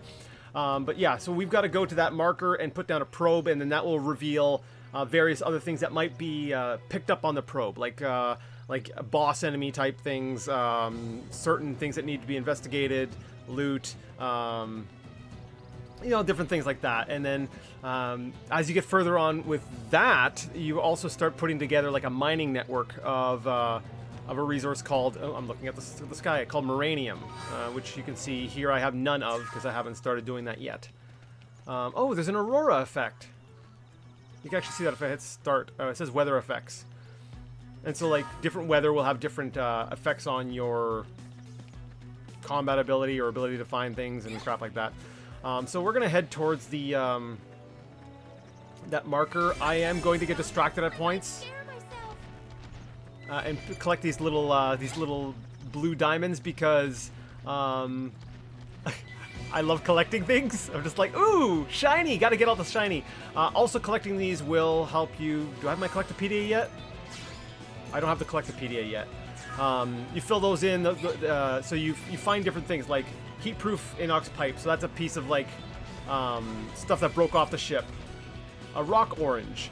Like eventually you'll be able to see descriptions of all these items that we're picking up.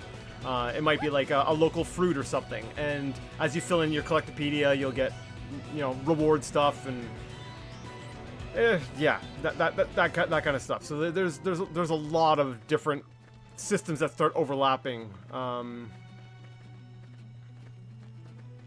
Okay, yeah, I remember what's going on here.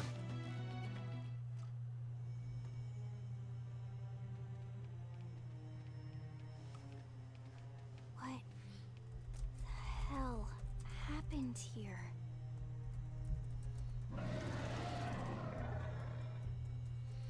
You don't think that one Sinicula could have killed all these simius? Unless what? This is bad. What's bad? I don't follow you. That Sinicula. It's a tyrant. Huh? But it looks just like any other Sinicula. Think about it. Your typical simius is way higher up on the food chain than your typical Sinicula, right? Usually we'd find one simius standing over 3 or 4 Sinicula corpses. But here, the tables have been turned. And I don't see a single trace of any other indigents in the area. There's only one explanation. That Sinicula is a tyrant. Let me check the Blade Report database. If there's a tyrant this close to the city, someone must have run across it. Bingo. There was a Sinicula tyrant sighted not too long ago. But it was a couple of segments further out. It could have followed the blade that spotted it back towards New LA, or come here to feed, or who knows what. That's crazy. I can't believe there's a tyrant right on our doorstep and HQ isn't doing a thing about it. Well, don't forget why they sent us here in the first place. Frontier Nav's range is still limited. Oh, right. They couldn't track it if there's no local probe. They must have lost it when it went off the grid. So just killing the tyrant, ask what a tyrant is. I'll tell you what a tyrant is. It's if you're familiar with MMOs, it's kind of like your elites. they're kind of like boss character, like elites or bosses or both. Yeah, I think you're good. Yeah, I think you're fine, Snake. I like knowing Mara. I don't know. I don't want to speak for them. But knowing them, I took it as a joke, but I could see how it could be taken another way. I think you're good though. Let's kill it. Whoa, whoa, whoa there, rookie. We're talking about a tyrant here. Do you even understand what that means? Yes. We should probably explain. Tyrant is our term for any indigenous life form that falls outside of our usual threat ranking system. In other words, they're too powerful for us to even measure how dangerous they would be to take on. And too powerful doesn't always just mean physically strong. If a creature has even a single especially nasty trait, it's classified as a tyrant. Even some of Blade's very best teams have come back with serious injuries after running into a tyrant in the field. If they come back at all. So just the three of you can handle it. Yes, we are still in tutorial land. This is fine. Say you can't just leave it so close to New LA. Honestly, let's go with that one. I might get a heart out of it, and they both lead to the same thing. As long as you understand the risks involved. Lynn? Count me in. The same goes for everyone in New LA, but if we're gonna settle here on this planet, we're gonna have to get used to dealing with tyrants now and then. Besides, if I need to, I can always run away while it's busy chewing on one of you guys. Fair enough. But don't push it, okay? Either of you. If we can take it down, great, but if not, even just luring it away would be a moral victory. As long as we buy enough time to install the probe, we can use Frontier Nav to track it, or any other tyrant that comes this close to the city from now on. Just make sure you're ready before we attack. This will be tougher than anything else we've faced. Now, I did Lynn's advice. Yeah, gear and arts. I was going to say, I haven't actually done any art selecting and stuff. Engaging a tyrant is no small task. It's important to equip your best, yeah. So let's actually take a look at that. Ground gear, I want to make sure I'm using... do I have a better... I don't have a better gun currently. I can't use the dual guns yet because my class does not allow for it. I'll be able to do class changes later. Okay, so gear is basically set. Both these characters, Lynn and Elmo, we just got. I don't think they're going to have a whole lot else. We currently have 28 battle points. You get those from exploring, looting things, leveling up. So we can maybe start leveling up some of our arts. Right now, our current class is Drifter. Actually, I'll see if I can go into the class. Yeah, I can show them right now. So you start off as a Drifter, which in the end actually becomes the best class. And then what you can do is you go down different branches, which then branch off into other specialty classes. Yeah, so you can you can actually sort of collect, you can actually get to the end of all of them, so you can change class at any point. And so you can basically unlock all the special abilities and everything for every class. And then once you have them all unlocked, you can go back under Drifter and like just basically do like create a class. Which gives you a lot of fun combinations. I don't know if I want to use... Okay, I guess I'll... Let's see, how much is it going to cost to... I forget how much it costs to upgrade these. Acquired rank 2? Oh, crap. Did I... Okay, no, I didn't. X to upgrade? Okay, so it's going to cost me 4 for each skill. So Slit Edge... from the side, it boosts damage. The hit scaling goes up. Yeah, let's just...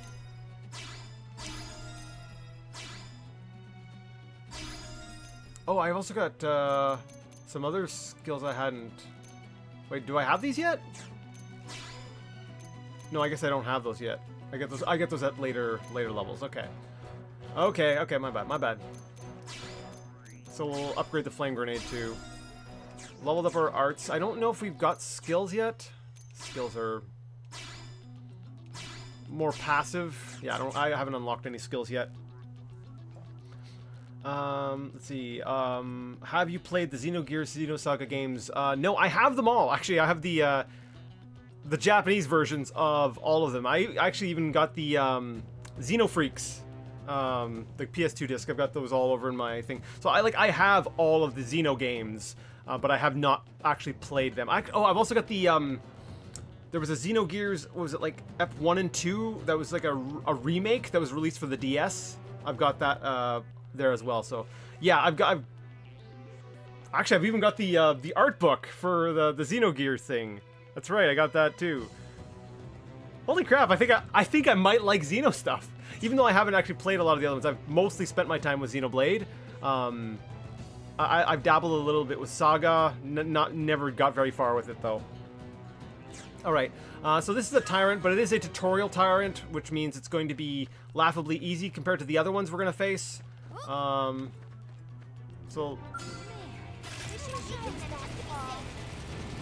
I don't have those abilities. So basically, you'll notice on the screen every once in a while they'll have like they'll shout something out, and it'll have like a color code to it. And if you use an art that is that coincides with that color, it'll do various like bonus things for you. Like it might increase your morale level, which will help. Like I think it does like stuff like accuracy and junk. It's just overall good. Oh. Okay, I think Elma got the heal for... My natural instinct, I see the foot go up, and I want to move away, but, like, we're dealing with MMO combat system here, so it's like... I don't have an aura yet? God, what am I doing?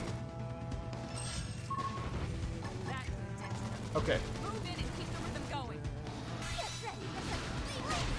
Yeah, I'm gonna topple it with a butt. What do you call that? Holy crap! I can't remember the term for that. Okay, I'm gonna. Oh, that went too quick, too fast.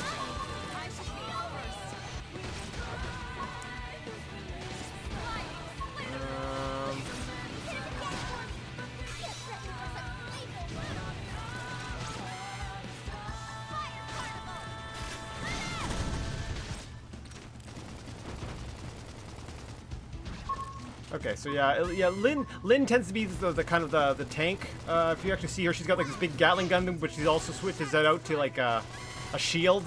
So she's kind of your tank, because like I said, it's very modeled after like MMO type things. Awesome! Nice work, Lynn. You fought well. You did too. Now let's get down to business and install that data probe. If we stay here for long, there's no telling what other playmates might show up. This beam of light indicates a frontier nav site. It marks the ideal spot to bury the probe. Okay, the probe should be ready for insertion. I'll just boot it up. Thanks, Lynn. The top half of the cylinder contains the probe itself. The bottom half is a laser. It dissolves the soil so the probe can burrow to the proper depth. We tried just planting them on the surface at first, but we kept running into problems with the local wildlife damaging the goods. Burying them is going to save us all a lot of time and headaches in the long run. We all set? Yes, ma'am. Whenever you're ready. Why don't you do the honors? You can launch it right from your comm device. Give it a try. Which means press A to win. Show interest and launch the probe, or suggest Lynn should take care of it. Yeah, I'll launch it. Can I read Japanese? Very limited. I actually got them because I was like, it was at a point where it was way too expensive to get the English versions, and I was learning. I've actually fallen off a little bit. I've got to do some refreshers and get back to it. So I do know some Japanese. Not enough to be able to enjoy them, enjoy those games at all. But that was sort of the plan, was like, I'm not going to be able to afford these games in English, so I'm just going to learn Japanese. And so that was the plan, and that is still the plan. That I will get to. Let's launch this probe. Oh, that's awesome that you have the first complete in box. Good. Now we just need Nice. to wait a minute to reach the target depth. And installation complete. We are now online with a solid connection to Frontier Nav. Excellent. See? At the end of the day, there's really not much to it. The hardest part was calculating the ideal probe locations. We need them spread out evenly to maximize data collection. Yep, planting probes is easy. And the more we plant, the more likely we are to find missing crew. So anytime you see a probe site, there's no excuse not to plant that sucker. That'll do it for your training. Let's head back to the barracks and report to Secretary Nagi. Level up, and we got worn survival bodywear. It's a gold drop, so I guess it's a fairly. I'm not sure exactly how this treasure system works. So it's like it's a gold drop, but it's a green item. So it's like the drop itself, I guess, is really good for the fight, but the item itself is like it's green quality. I mean, I guess I kind of like that because you can kind of tell like this is probably the top end of what this enemy will drop. Lau's advice. Yeah, we haven't met Lau yet. I'm Lau, a Pathfinder. If we're gonna grow Frontier Nav, we need to install more data probes. To plant one, yeah, I already know how to do this. Elma's advice. She's just basically telling you bigger enemies are harder. They're stronger. Be careful. Yep. A giant beast like that is usually best engaged with a Skell. Yeah, there's some things you're gonna want to hold off until you can get your mech for. So yeah, I guess we don't really see anything. I'm gonna have to hold on. Let me see. Can mouse work? Mouse does not want to work. I'll have to fiddle around with that later. All right, so let's head back. Let's cash in the quest, and they'll probably ask us which division of Blade we want to join. As we just learned, Lau was a Pathfinder. Well, like the name suggests, they go out and they find them paths. They're like, hey, I think I found a path, and you're like, thanks, Pathfinder. So we're gonna find out about the different divisions. Actually, we probably won't, because like I said, that's long. Like, I feel like this entire stream has just been the intro tutorial thing. I'll definitely have to do this again. And the next time it'll be hopefully more just, you know, the straight good stuff. But yeah, like I gotta get going. That's brave. My lazy ass would rather just pirate the games than to learn Japanese.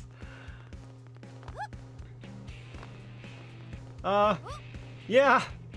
I mean, there is that urge. Actually, because now that I think about it, because I'm not even sure where you would get those games now. Like a lot of them are just not available, so it's kind of like.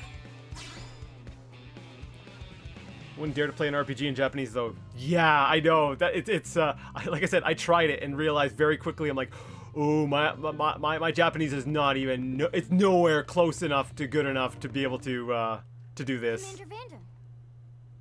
Well, now look what the cat dragged in. Sorry we missed you last time. We could have come to meet you at HQ, you know. Indeed. I suggested as much. Twice. And we know how much I enjoy being told what to do. Anyway, I hear you tangled with a tyrant, way out of your league, on a training mission, no less. That was reckless, and goddamn magnificent. Yeah, it was.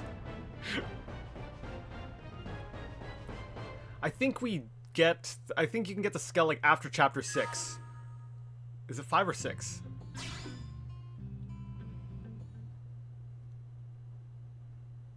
So, Commander, to what do we owe the pleasure of your visit here today? Well, I can't just ask Nagi to do everything for me. I'd be out of a job. Hey, I delivered you the new recruit, didn't I? Yeah, you won the bet. Don't worry about it, all right? I'll settle up with you later. You know I'm good for it. The bet? I'm sure I'm needed elsewhere. If you'll all excuse me, Commander. Well, that wasn't obvious at all. Look at you two. I swear, you're like two children excited about a new toy. Look who's talking. I don't recall ever seeing you file a request to personally train a rescue before. Is that so odd? It is before we'd even asked her to become a blade, little Miss Stick in the rear. Usually I ask when I don't get your slang expressions, but something tells me to just let that one go. enough about that. Where are your manners, anyway? I still haven't been introduced to our new recruit here. Commander Vandam is Blade's top officer. In a past life, I was chief engineer on the White Whale. Same idea, basically. Someone has a problem, I fix it. You follow? Huh. Not much for conversation, are you? No, please stop. So you still haven't told us why you're here. From the look of things, I'm guessing this isn't a social call. You don't think? No. So let's cut the crap and get down to business. Ha! Sounds like you're learning my expressions just fine, Elma. Anyway, first we need Chatty Cathy here to choose a division and pull an assignment. Ask about the assignment. Ask about divisions. Let's get started. Whoa there, Itchy Trigger. I know you're just chafing at the bit to run out there and grab the world by its tail, but you need to choose a division first.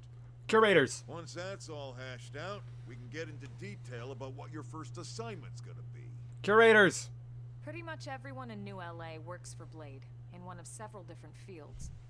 Helping to explore Mira, or to maintain order in the city, or, well, you remember Nagi's speech, right?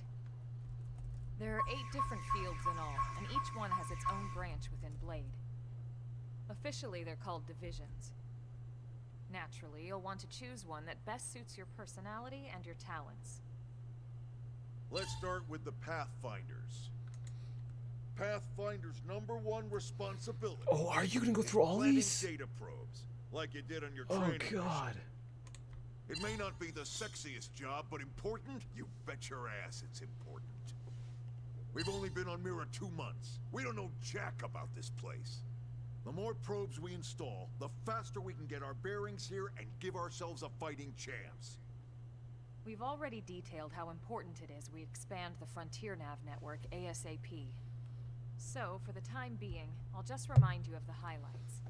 It helps us keep Blade safe. Yeah, 'cause it helps us keep the city safe. Because we forgot all of it And already. most important of all, it's the key to locating the missing parts of the Lifehold and recovering the rest of the human race. Okay, next up, I guess they have- Interceptors. You met Akalov and Evans, right? Irina and Gwyn? This is their division. I guess they have to drive it into your head Interceptors have so you don't one forget it main later. duty: protect New LA and everyone in it from the wildlife here on Mira. Right now, this is probably our busiest division. Interceptors ride shotgun for the research eggheads, they escort VIPs around, and they help any other idiots who get caught out there with their pants down. Next are the Harriers. Remember Doug Barrett, the Skell pilot conducting the test flight with Lynn? He's part of the Harriers. If you think of the Interceptors as defense, Harriers would be New LA's offense. They specialize in preemptive strikes on clear and obvious threats. But only on clear and obvious threats. They're not meant to go out and just blast any indigent that moves. And you got your Reclaimers. These guys are in charge of finding the other pieces of the White Whale. Among other things, that is. Including anything of ours left behind after a battle. Skell debris, weapons, personal effects. It can get a bit morbid, frankly, but it's gotta be done. Until we're up and running here on Mira, and have this place completely figured out. Everything we brought from Earth needs to be treated like it's irreplaceable. Also, the search for the Lifehold. That's mostly on the Reclaimers. Next, Curators. There we go. Curators are the first to scout ahead to unexplored territory, bringing back whatever samples they can get their hands on. Fruits, bugs, sticks and stones, you name it. It's the It's not all picking berries, though. Being a curator also means being the first to encounter unknown indigents. Pac-Man division. Next. We're already done with the Pac-Man division. Prospectors do, well, prospecting. They poke around, looking for minerals, resources, and whatnot. Things we need for everyday life here. We packed all the essentials we could on the White Whale, but that won't last forever. We need to be able to replenish our water and fuel if we want to survive. And sooner or later, we're gonna have to figure out how to replace things from scratch. From the socket on a Skell's knee joint, right down to the frying pan in Lynn's kitchen. Without these guys busting their butts, we'd have no future to speak of. Next up, Outfitters. All of our ground gear and scale weaponry is developed in conjunction with private arms manufacturers, or AMs. Outfitters are Blade's way of supporting these AMs. They'll seek out anything that might inspire new weapon ideas, and even assist with testing new prototypes. Finally, the Mediators. These are the folks who keep everything hunky-dory with John and Joan Q public. Any problems a civvy has, they come to Mediators. Fight with your neighbor? Mediators. Lost cat? Mediators. It's not a division for everyone. You need to be a jack of all trades, and a people person. Someone with my charming personality? Probably not the best mediator. But if you got what it takes, it's a clutch role, keeping things cool on the home front. All right, so I think that's all 8 divisions. Any idea which one you'd like to join? Yes. Don't fret about it too much. Whichever you choose, you still have a lot of freedom in how you operate. Mediators can still get out there and mix it up, hunt indigents, whatever. And if a Harrier wants to take a break and settle an argument, that's their prerogative too. To be honest, even though it's sort of frowned upon, you can actually change your division whenever you like. So there's really no reason to stress about this. All right, you ready to choose?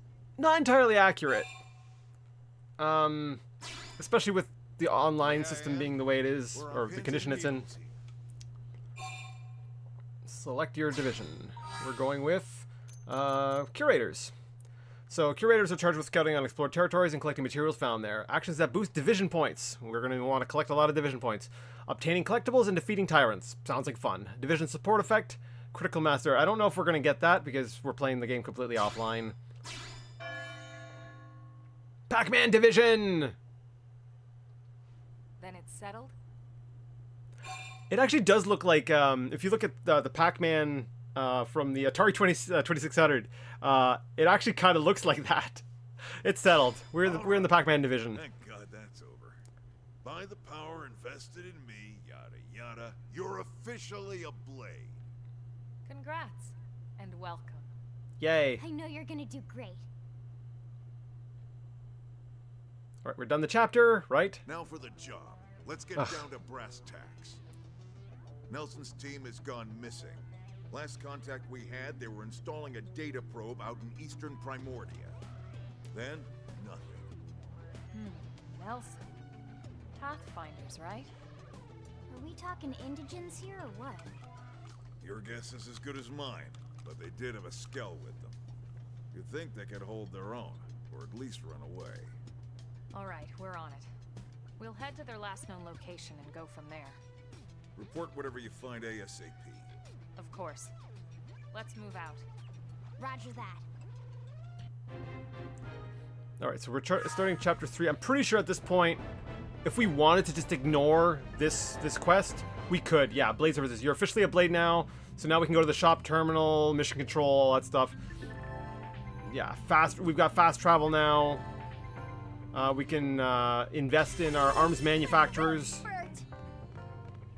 Growth spurt. So yeah, I would say we are now kind of officially now we're officially in the game. Let's see, I've been streaming for what, like over 2 hours. Yeah. So now that we're into the good stuff, I've got like a lot less time to actually keep playing. Part of me is like, I just want to beeline the main quests, and then we can come back and do some of these little side quests, like Sadie's quest right there. Just because I want to get to like more. I want the Skell. Actually, give me 1 second. I want to see if I can get the gamepad to work. Why are you? Let me see. Input settings.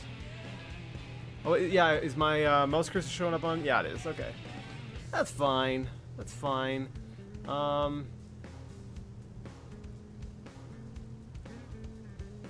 Oh, I think I see what the problem is. Let's... A, B, X, Y... That's what it was doing wrong. Okay.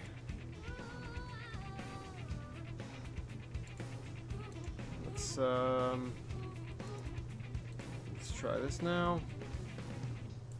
There we go. There we go. Now I can move around and take a look at the map. So these little orange squares are fast travel points. I could actually zoom out. So these are the different areas. We got Primoria, which is very basic. Oblivia, it's kind of deserty. Noctilum, it's very like overgrown jungle. Cauldros, it's lava, it's magma. And then Sylvalum is kind of unique. It's an interesting one. And these black areas, even though they are like just water, there are some little mini islands and stuff in there as well. You're in the Blades, now go meet up with Chaos Crusades.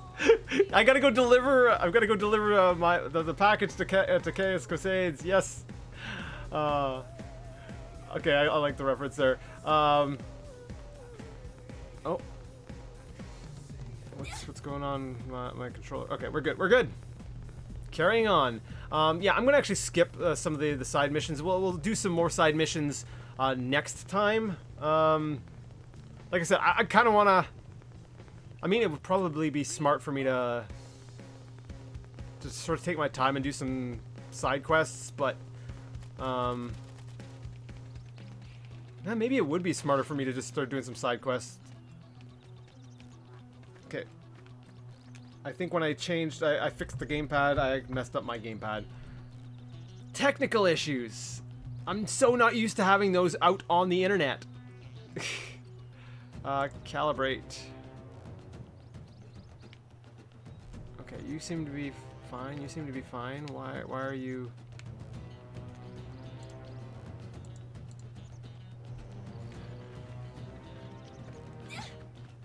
Okay.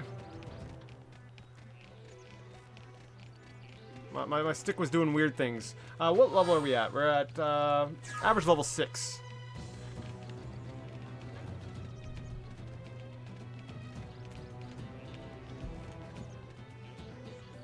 What kind of controller are you using? I'm using the Switch Pro controller. It just I'm pushing forward and it's just like walk speeding me. So I'm like, whoa, what's going on there? Like that's kind of weird.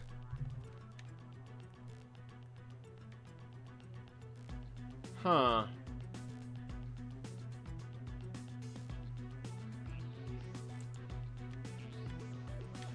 On the emulator, it looks fine. So I'm guessing maybe because I went and changed things mid-game. Is it like messing something up? Okay, I'm gonna save. I'm gonna save and I guess quit and come back, and then we'll see if that fixes my moving forward issue, because it's. I'm not gonna walk the whole way. That's a ways to walk.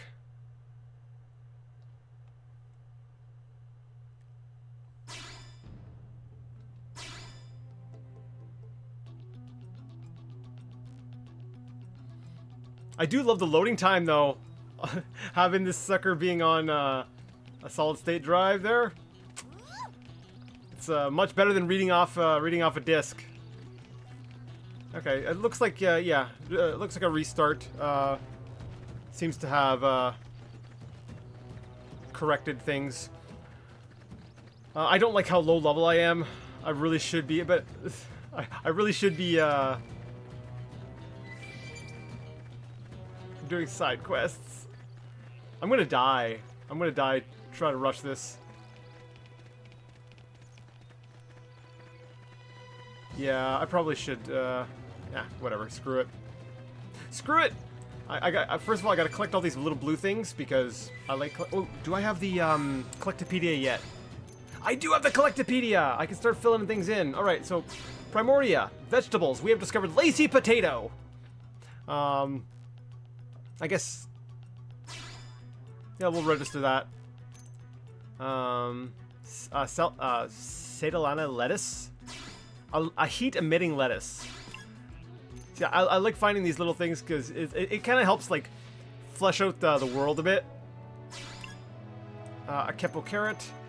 These ones have stars on them. I believe you get battle points for this. So because we found that rock orange earlier, an orange that's easily mistaken for a rock. It may have a soft and sumptuous taste, but many find it hard to look past its rather unappealing appearance. Yeah, so it's a lucky panel, so we got some more battle points to help us level up our stuffs. And when you finish up like a line, you get extra stuff. I guess I could slow down and look at every one of these things, but maybe we'll look at them like another time. Right now I'm just gonna... I'm playing catch-up. The game was playing for me for like the past 2 hours, and now I'm like, no. I'm filling in my collectopedia of like wreckage pieces, deflection shield mirror, heat-proof inox pipe, fuel tanks. Oh, I remember that. Yeah, it's a really common item. We'll be finding so many of those. Now, you register these in your collectopedia, but you also might need to use these for some quests. Actually, on that note, whoa, that's a level 81 tyrant. And now, because it has that red eyeball, means it will aggro based on sight. So that sucker there, if it sees us, it will come over and punch us in the face, and then we will die. I'm going to try heading to these different probe installation points to deploy those. Because the more of those that you deploy, you actually... Am I getting Moranium yet? Kind of. Let me see... I don't think I've got the... Oh yeah, there we go. If I click on here, one, it's a fast travel site, but also it's showing different types of production. So you, some places will give you different resources, which you might also need for quests. So you're mining Moranium, which you also need for investing into your arms companies and stuff. And then you also get money for placing down probes. So that's an important thing that you want to do. Okay, so yeah, now we have these different little icons. So like, can I click on this? No. Okay. So like this little icon up here, I'm clicking on it to hopefully it'll show up on the screen. That means there's a tyrant. That's a tyrant logo. So there's a named enemy there that if we take out, that will help. So you kind of want to fill in the entire grid across the entire game as you go. So this here is just like the Primordia area. This is like the starting baby area. As you can see, the pink area. We've explored 1.7%. Oh crap! Ah, what's attacking me? Okay. At level 10, it's a small bat, but it's a level 10 enemy, so I think I might still die. Oh yeah, there's more than one. I was too busy looking at my map. Return to the most recent landmark visited. Maybe we'll do some side questing. If I'm just out at night, now I'm getting killed by bats. Lynn's letting loose with her minigun, and now she's gonna... Yeah, she's dead. She's toast. Got some buffering there, so I don't know if I caught everything you said. Oh, no. I didn't know you could use a Switch controller on PC. Yeah, it's Bluetooth. You can just sync it up to your PC, and I figured, well, it's a perfect controller for... It's doing it again! I haven't had this problem at all. Like, look, I'm just walking now. I'm just like...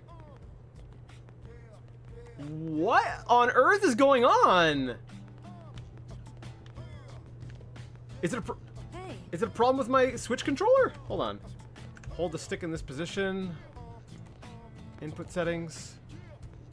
No. The no.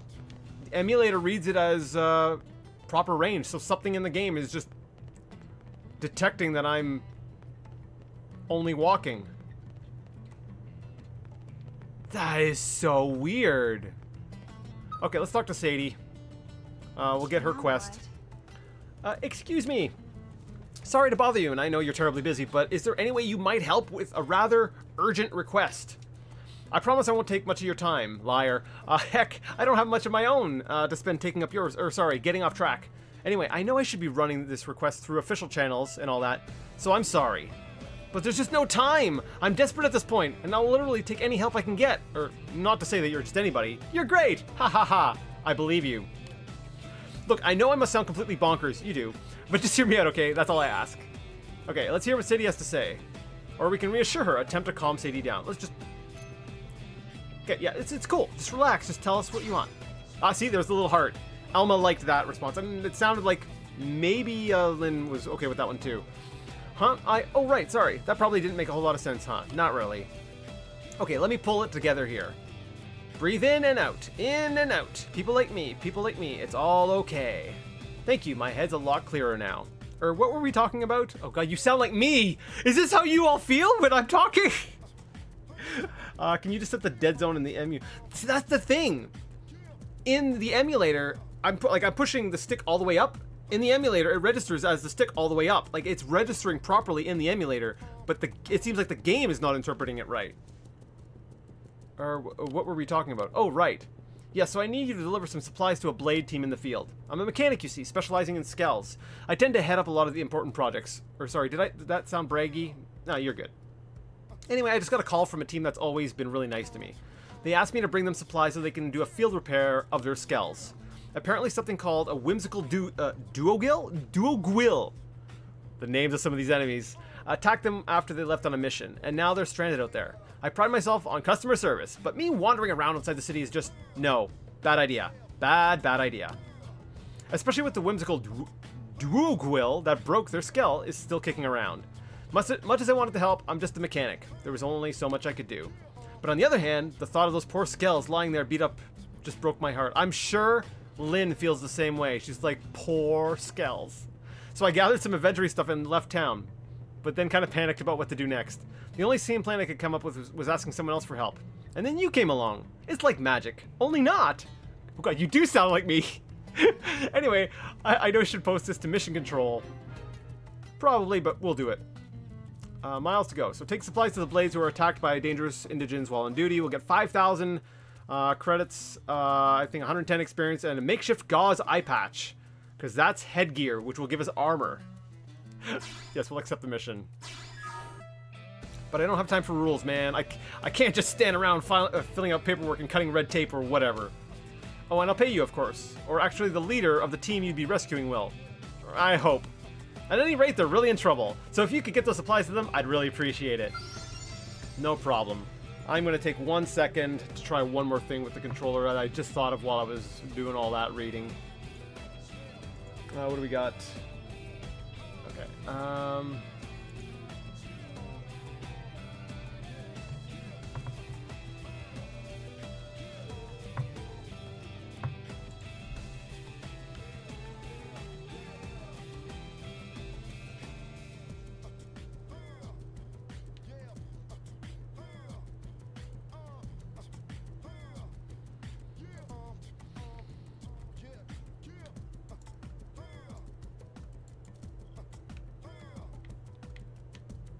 I hate doing this while... Oh, what's...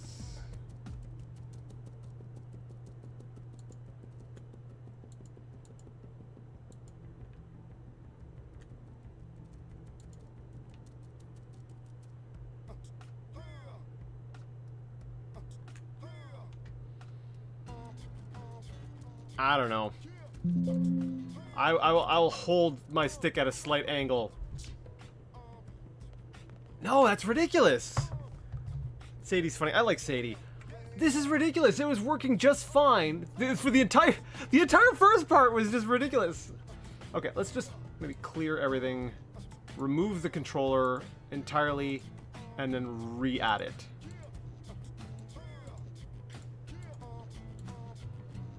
Add. All right. And we'll set you to A, B, X, Y, because you have weird...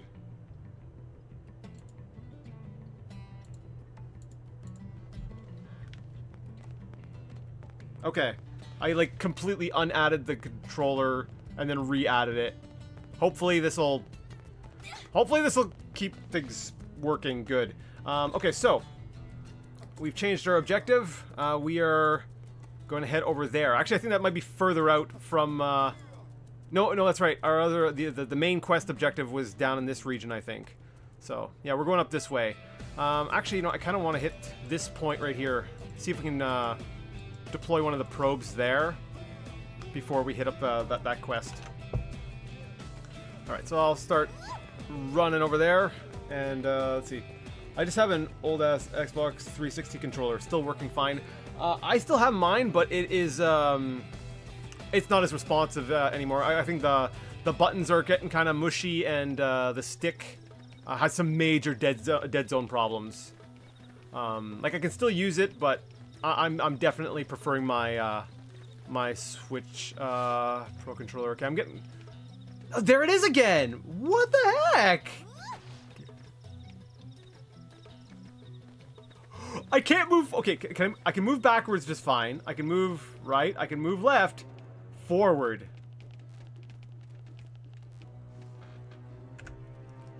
Oh, I'm so not happy right now. Okay.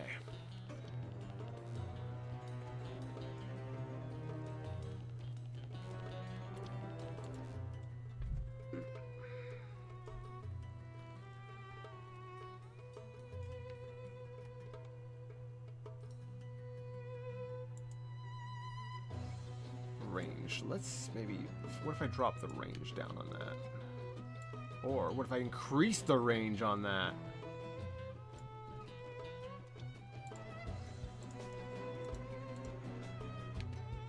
Okay.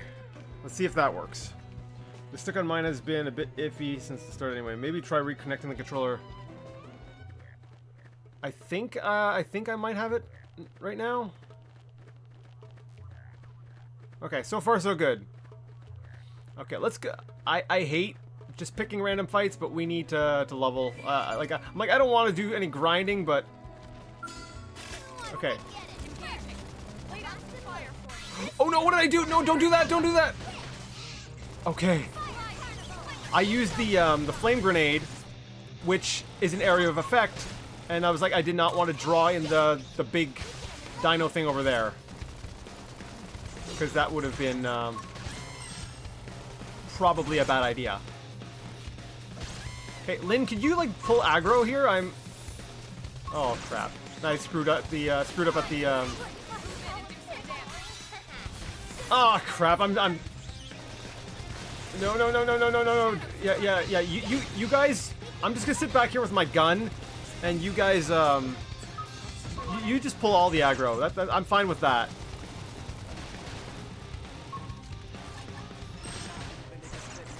Okay. Yeah, I'm like, I don't want to get extra attention right now. My health is so crap right now.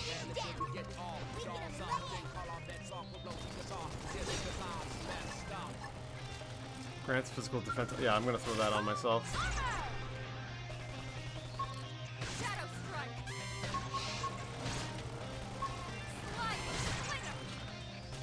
Oh crap! Back off! Back off! Oh no! Okay, it's fine. It's fine. If Elma and Lynn can finish the thing off before the timer's up, then it still counts as a win. No, that's how you evade. You can do it. Come on! More DPS! More DPS! There we go. Class rank up and art acquired. Okay. So I got a class level up. Yeah. I'm feeling the pain here. Maybe I shouldn't be out at night. I don't know. I don't recall in the past it being that much more hazardous to be out at night, but it does seem like, or maybe I just I grinded more before. Oh yeah, those. Okay, I'm just gonna. No, I was kind of hoping to grab the little blue item without aggroing these. Okay, so I do have Infuriate now, which means I can, if I wanted to tank, I could like, it's kind of like a taunt move. Isn't there a way for me to give an order? Yeah, concentrate fire.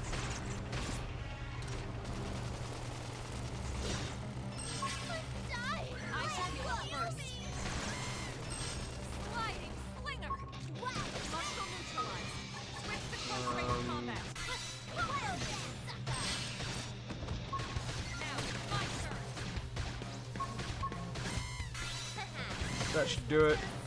Okay.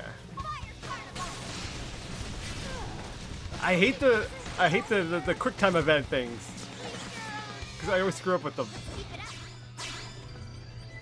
Okay, I'm hearing level up sounds.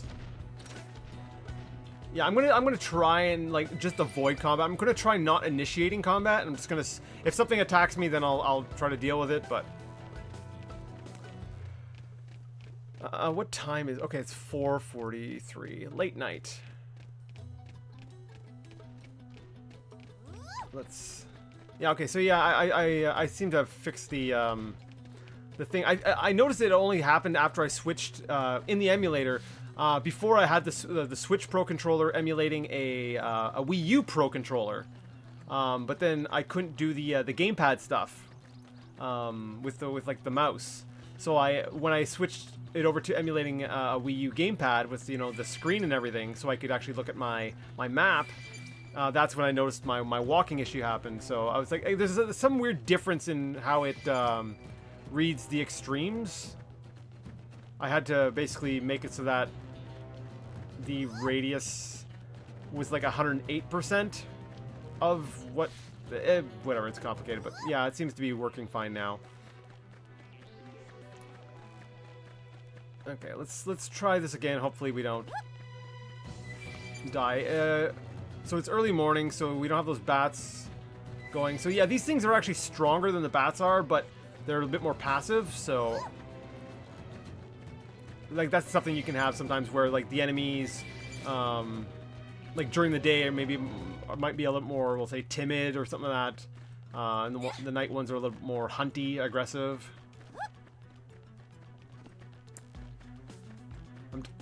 I get so distracted by this. I'm just like, gotta grab all the little blue shinies. They will actually be important. That's actually why I choose curators. Everything you do in this game gives you division points, which you use to. I think it helps you unlock. Wait, actually, what do the division points do? Holy crap! I can't remember. Okay, hold on. What points do we have? We've got blade level.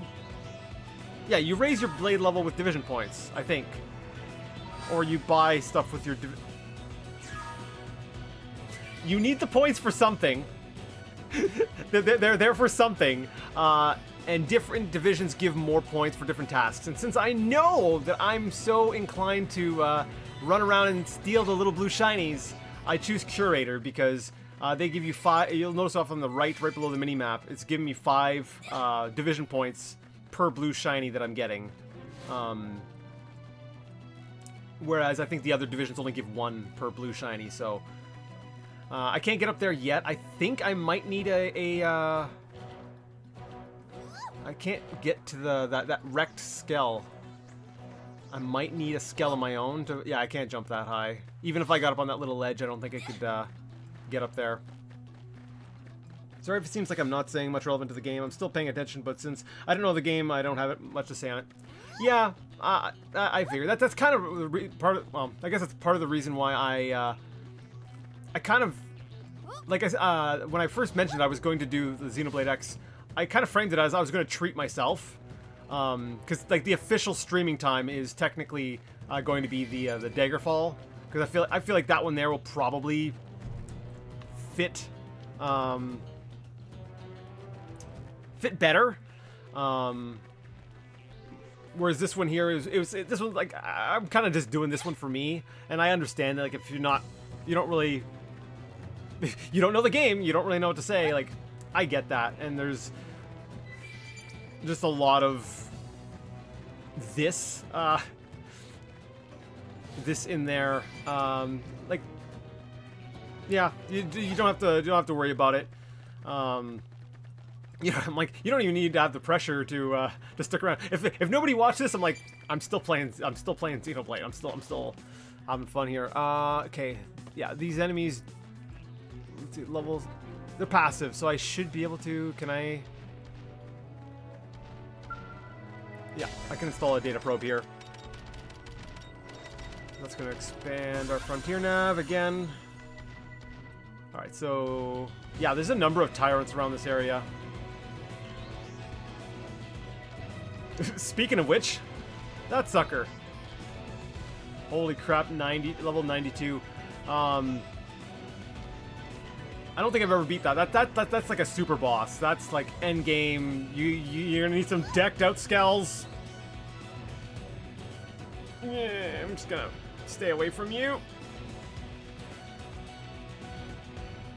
Stop following me! No! Run! I don't think it'll aggro on me. It does have the eye. It has, like, when there's the eye or, like, the little red electrical logo, that means it will be aggressive. There's just different, ways they'll get aggressive. I think the eye is if they see you, the electrical thing, I think that's if they hear you, or is there there might be an auditory logo thing as well. Janpath Lake. All right, I'm just gonna steal some of these little blue shinies. I'm enjoying watching though. No worries there. Cool. I am glad to hear that thing that you just said. Can I get up on this?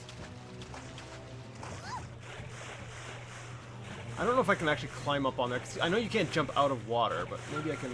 Okay, no, I can actually get this debris. Oh. There we go. I can claim this debris.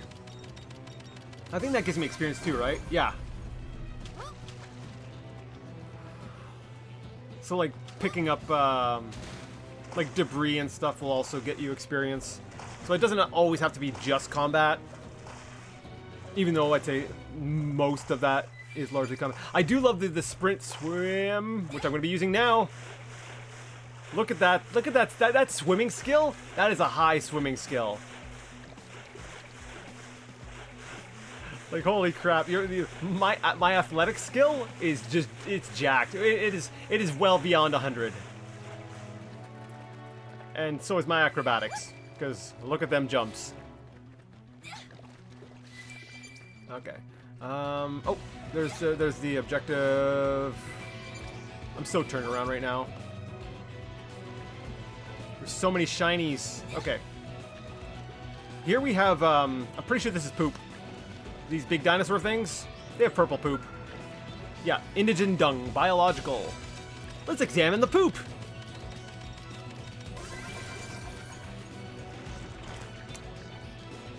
Oh, sorry. That is one big pile of... You fill it in, you know the line.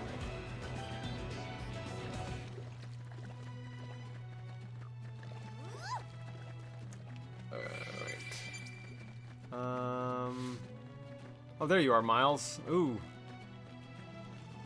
Yeah, there's some hostile things around here. Let's avoid them. Hey, Miles! How's it? Wait. Is it Miles? Oh, yeah. How are you doing, Miles? Yo. Hey, a little help over here. Yeah, that's why I'm here. I wish every game would let me swim that fast. Oh, yeah, like, the mobility in this is just... It's nuts. Some indigent attacked us during our assignment. One of them got one of my men pretty good. Skell is busted too. Damn thing won't move at all. Think maybe you could spare some supplies? Oh, Sadie sent you. Well, why didn't you say so instead of letting me flap my gums like an idiot? Here, give me the supplies. I need to get this Skell patched pronto. Here, have a repair kit. It is an important item. A Duralumin case that contains a number of materials required for repairing Skells. Thanks, pal. You're a lifesaver. I asked Sadie for help, but wasn't exactly getting my hopes up. Know what I mean? I'm impressed you made it out here in one piece. Me too! Say how easy the trip was for a blade like yourself, or downplay it. Shrug and tell Miles that you got lucky. Yeah, I think I kinda got lucky. One man's dung is another man's treasure. Yes, lucky, right. Well, we sure as hell weren't. Now, you'll notice there, like, Elma had the little heart went above her head, but Lynn didn't, because Lynn tends to be a little bit more brash and braggy. So if you downplay things, Elma's gonna be like, cool, but Lynn's gonna be like, ugh. That indigent turned up out of nowhere. How the heck did you beat that whimsical Duogwil? Anyway, that thing was huge. Spoilers? I didn't even come across it. What, you made it all the way here without running into it? Not even once?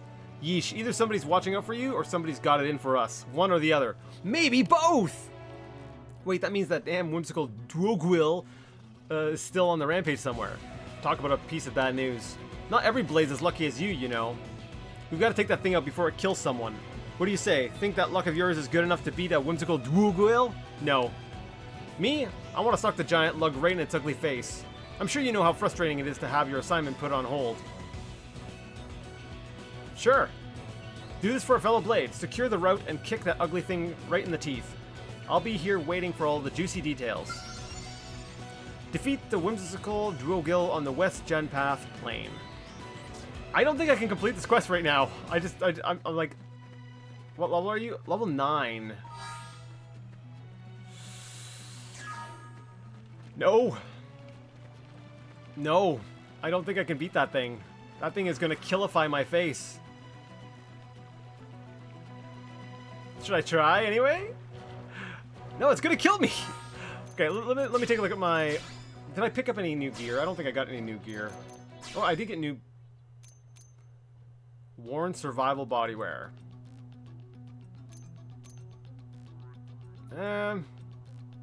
3 extra points of defense. Not that I think it's going to help much. Arts. I've got 27 battle points.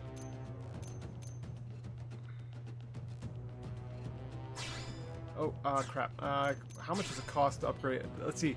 If I upgrade... 12 points!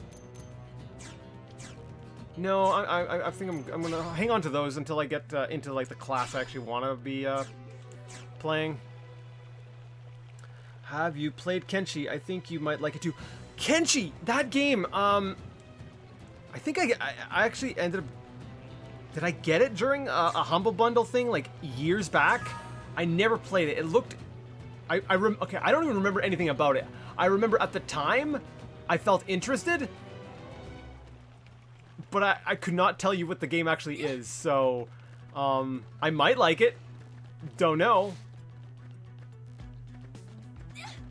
Okay.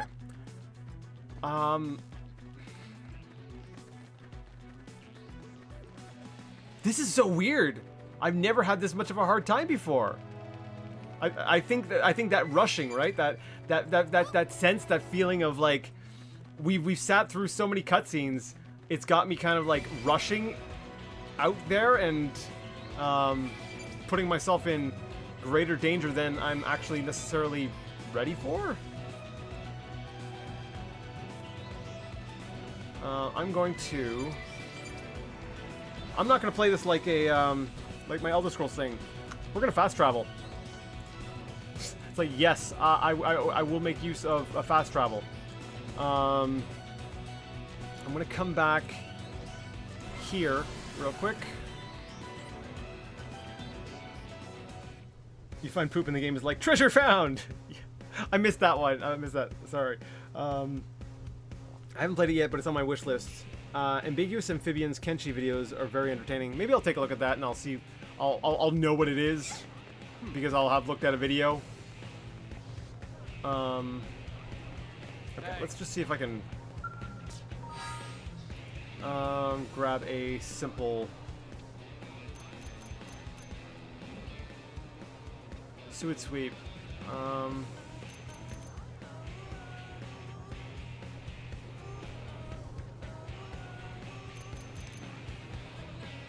Do I want... I feel like I could probably handle 1-star...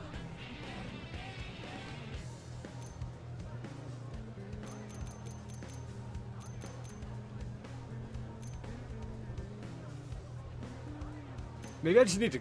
Like, do I just need to grind things?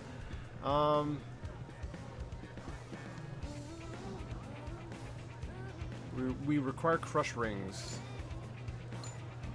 Though gathering missions are crap for, basically, only accept a gathering mission if you already have the parts. So like, because it's basically a mission where you have to go around finding the specific blue diamonds for those specific items.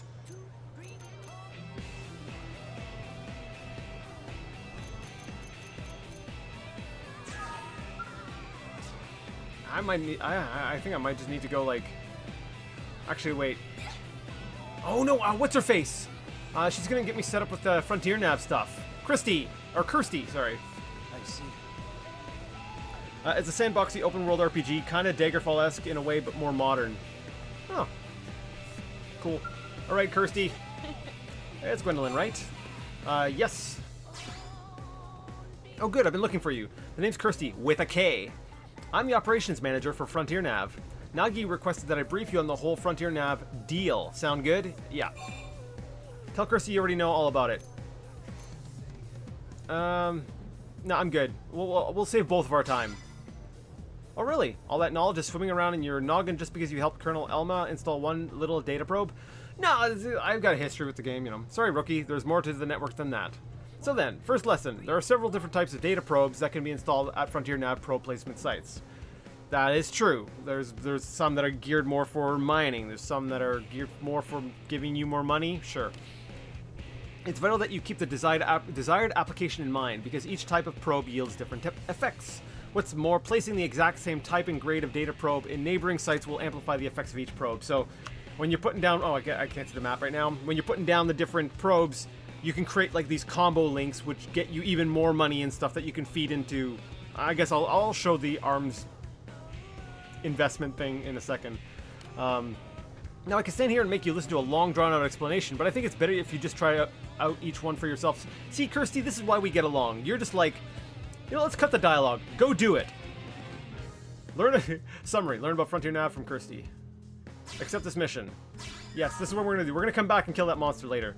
Remember the data probe you installed out on the East Gate plane? Yes, I remember.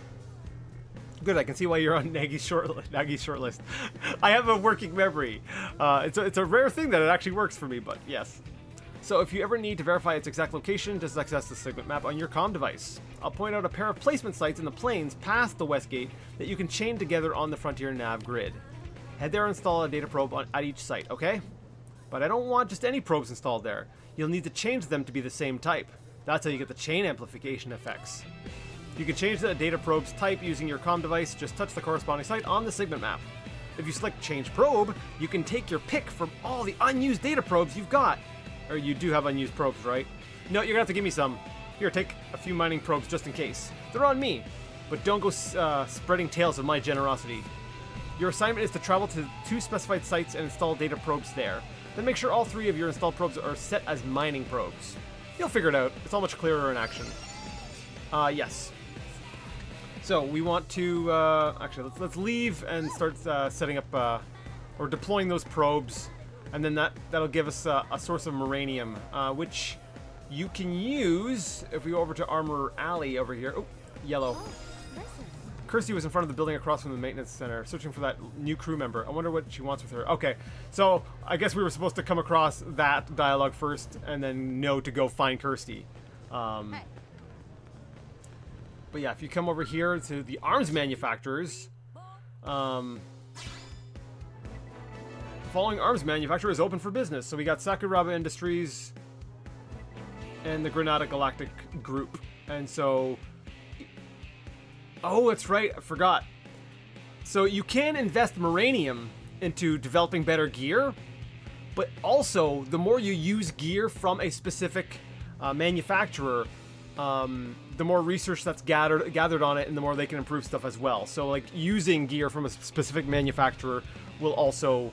help them with R&D points to get gooder stuffs. But I have no Moranium right now, so I can't do that yet. Oh, okay. I don't think it has a real story, so to speak. Oh, I'm like, not a deal breaker for me.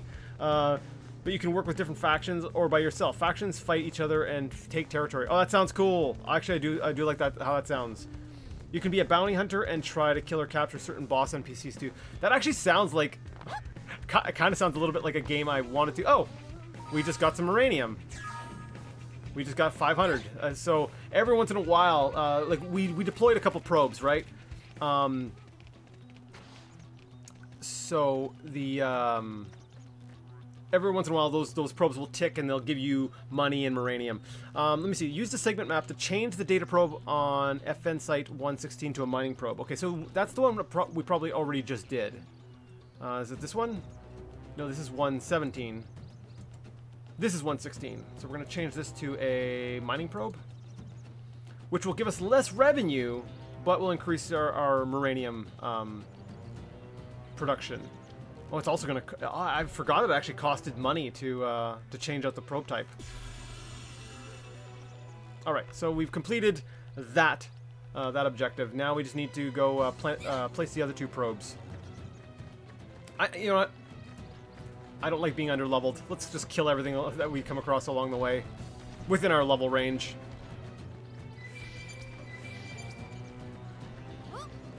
It's already evening.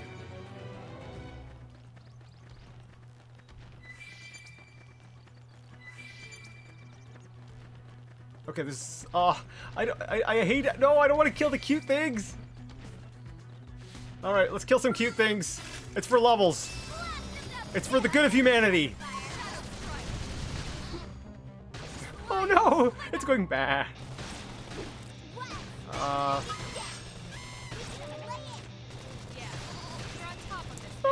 I feel horrible now. The little bleeding. It's like bad. No, I'm a monster.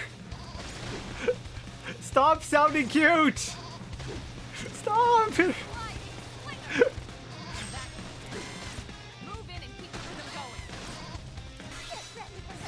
Holy crap. I'm having a real crisis right now. Oh, darn it. I missed the purple.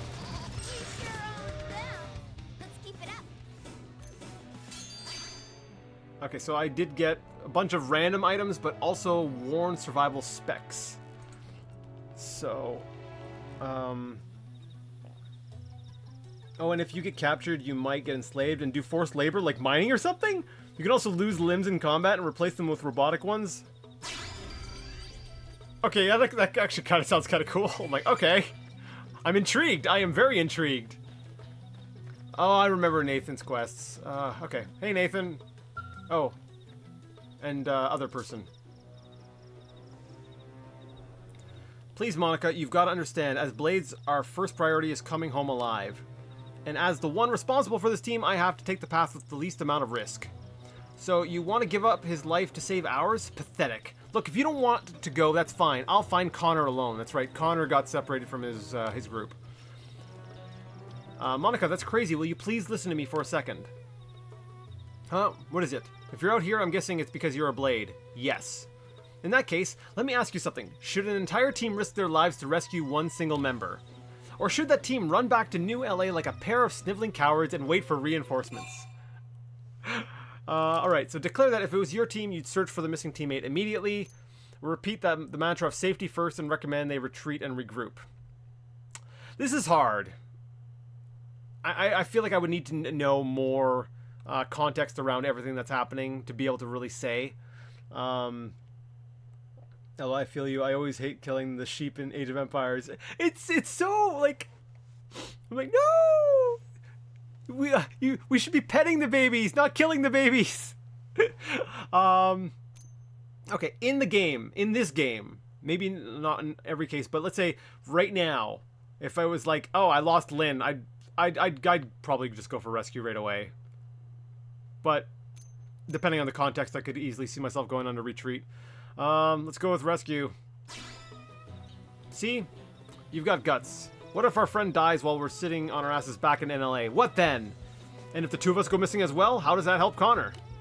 This is difficult to ask, but would you head north to Sickle Rock Rise and see if you can find an interceptor named Connor? We're not gonna do it, but you three, you can go ahead and do it. Like, why not all five of us go? Like, wouldn't that work better? But he's part of our team. We got separated on a survey job and he hasn't come back.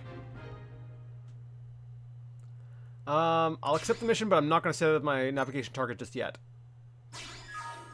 Thank you. I know it should be me going instead, but we got beaten to a pulp when our survey mission turned into an impromptu copper sinicula hunt. Okay, so they're beat up. Okay. Honestly, we're both at a loss here, as you can probably tell. I'm afraid if we go, we'll just invite more trouble. I'm sorry you had to see any of this, but know that I really appreciate your help. We both do.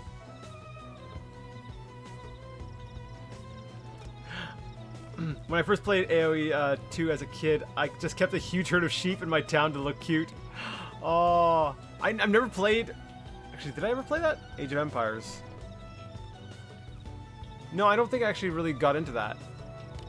But now that I know that you can keep large amounts of sheep, as soon as we know Connor's location, we'll do our best to rescue him. Please help us find our friend.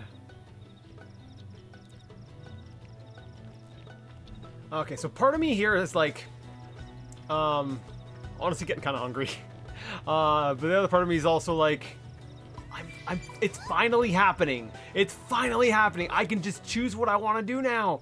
Like, it's like, let's go do this. Let's collect quests. Let's just explore, shoot things, all that stuff. But at the same time, I've been doing this for over 3 hours now. It's a toughie. It's a toughie. Alright, let's shoot some bugs.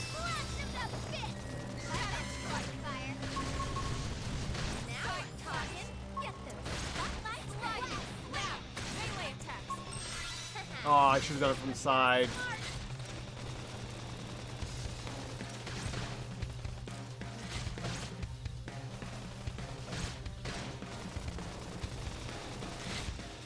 Yeah, I think I'm gonna need to get me some food. I'm feeling it. Hope I didn't get in the way. So let's see if I can maybe at least get these probes deployed and then stop there. So we'll just go near these big, shiny light mobobs. Oh, not being guarded.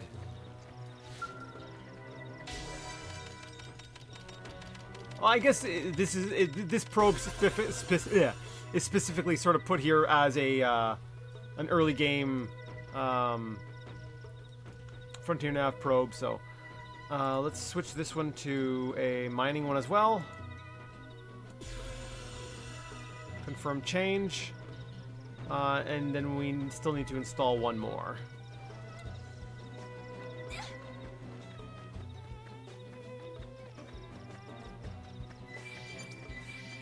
I'm already itching to go to like the other continents.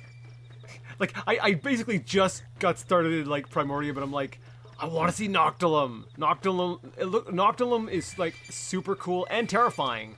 I don't think I'm ready to go into Noctilum. Noctilum is like this like overgrown jungle with like bioluminescent plants. It's cool. It's a cool place. I like it. Actually, I think I'm near... Isn't Connor around this area? I don't have his quest selected, but... Oh, yes! I remember the layout. He's up over by this this wreckage, I think. Oh, that's right. He lost his radio. Oh, there's Connor. Yeah, see?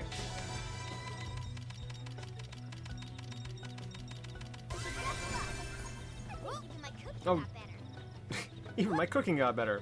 I mean, that's how leveling up in RPGs works, right? When you level up, like, all your skills get better. So now Lynn's better at cooking. Hey. Oh, sweet baby back ribs, you're human. I guess my luck hasn't completely run out on me. Those monsters were chasing me everywhere. First I ran out of ammo, then I lost my comm device, then, well, I was pretty sure my time was up. Explain to Connor that Nathan sent you to find him, or tell Connor that Monica was worried about him. I mean, Nathan did not send us. Monica was the one who was like, hey, you should get over there, so we're just gonna be truthful. Why am I not surprised? I mean, it's sweet of her to care, but she's always been a bit of a worrywart. What? Oh, that's how you're gonna... Okay. So her concern, you're like, okay. Still, I suppose I should report back and let them know I'm okay. I hate to bother you, but could you help me look for my comm device? It should be nearby. If I recall correctly, it's not. It's like, hey, go way over there by that lake. I know we're both fellow Blades and all, but I'm still willing to pay you for your time. It's my goof-up that put us here anyway. Alright, well, I'm gonna go plant this... Wait. It's still green. No, it's not green. Okay. So he doesn't have... I have his quest. Now, this one doesn't have an eye icon or anything, so I could actually, like, probably jump down right next to this thing and it would not do squat also. We're just gonna... Whee! Superhero pose. Yeah, like there's no fall damage in this, and like I said, there's things in this game where you're like, things are not as they seem here, and it's like, is it all just like gameplay conceit? It's like, no, this is all explained in lore and reasoning for everything.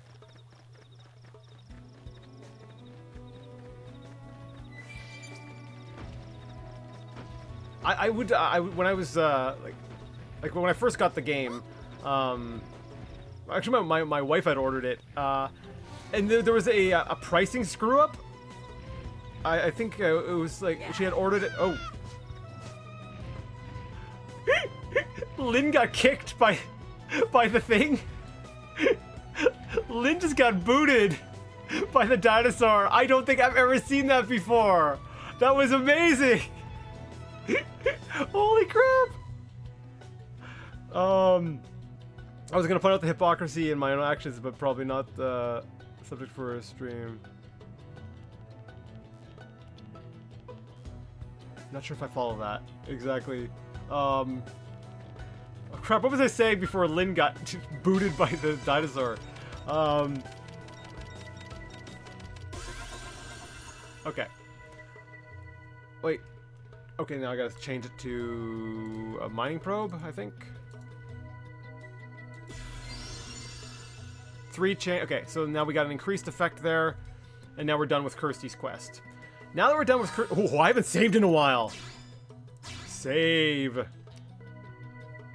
While we're still out here, let's go, let's set Connor's quest as the current one. If I recall correctly, oh yeah. Okay, there's these level 36 monsters up here on the cliff. He dropped his comm device right next to them. If I recall correctly, yeah, you want to come here is it at night? I think they're sleeping at night. So if you like walk really quietly, you can grab the comm device before they get up and eat you. So I have to walk here. It is late night. Okay, where's the it's a quest item, so it's going to be a little red diamond. Now, according to the minimap, it can be anywhere within the yellow, but I know that the quest designers were mean, so they slapped that right, I think right in front of the Grexes. Like, you gotta get close to them. I'm so scared I'm gonna accidentally push my stick too far, and then I will, like, insta-die. Yeah, there it is. And if they initiate combat, then I can't pick up the item. Dead, dead, dead. I'm dead, I'm dead, I'm dead, I'm dead. Sorry. Well, Lynn got eaten. Rip in peace, Lynn. Okay. We got away. Ah, darn it. Lynn got yeeted. Yeah, we were running up to the to put the frontier nav thing, and the great big where's the big dinosaur? That big dinosaur that's just walking around. He just like booted her, and all you hear is Lynn go, ah! And she goes flying through the air. Okay. Oh, okay. No, darn it. How do you grab that item? I wonder if I could, like, jump directly over and then, like, grab the item before they aggro on me.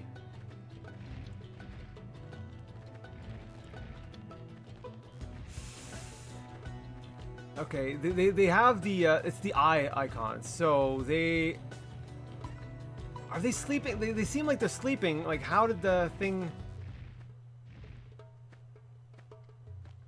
Okay. Its head is tilted to the left, so I'm kind of hoping that if I approach from this side here, it will not notice me. Going for the comm device! Yes! Holy crap. Alright. So we got Connor's comm device now. Oh! Where's the named monster? Is this the one that has the fun name? Is this the Hell Express? Let me see. No, this is Message in the Fairweathered. I will find you.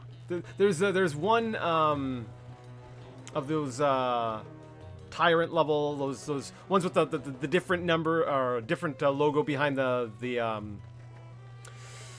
come on, brain. The level number, that basically an elite enemy or a boss enemy or whatever.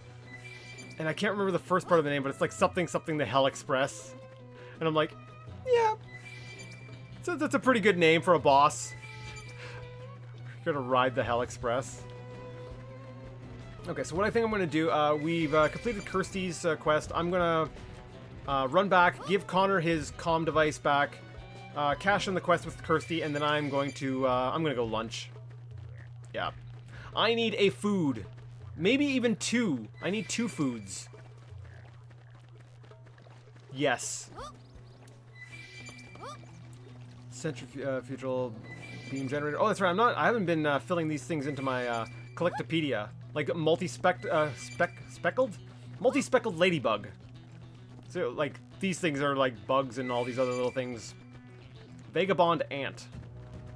I do like reading the descriptions of these things. What is that? There's like this red... What is that? Huh. A wrecked trailer. Okay. Are certain monsters always awake 24/7? I think there might be some, but for the most part, yeah, everything's kind of on a cycle. You have your nocturnal creatures, you have your daytime creatures. Everything does tend to change up. Oh wait, where am I going? I need to go back to Nathan. Oh, he's all the way over there. Darn it, Nathan, why couldn't you be lost closer to the place where you wouldn't be lost?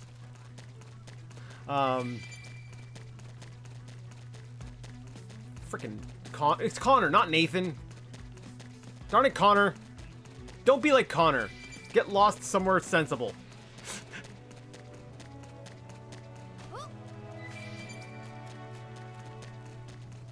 Okay, 2 foods sounds good. Yes, it does.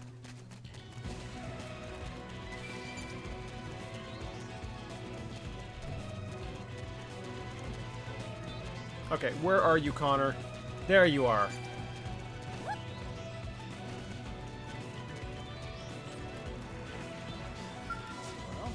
Any luck? Once I got that baby, I can reach the others no matter where they are. Here's Connor's comm device. He dropped as he was on the run from vicious indigents. Hey, nice work. I'm impressed. Glad to see at least one of us here is a pro. And now I know who to turn to for help next time things take a turn for the worse. All right, let me call up the others here. I managed to get in touch with my team. Thanks to you, they're on their way here now. Here, this is my way of saying thanks. I really appreciate the help. Nathan's teammate Connor has gone missing. Bargain tank top, bloop camo. We got some experience, some money, and he gave us a tank top. Segment recon complete. Okay, so as I was saying, you're filling in these things on the grid. You'll notice there's like a little shield here. That means we kind of did the main survey rate thing, the main completion thing for that sector. So good, go us! We have completed that. I want to see the stats on the tank top.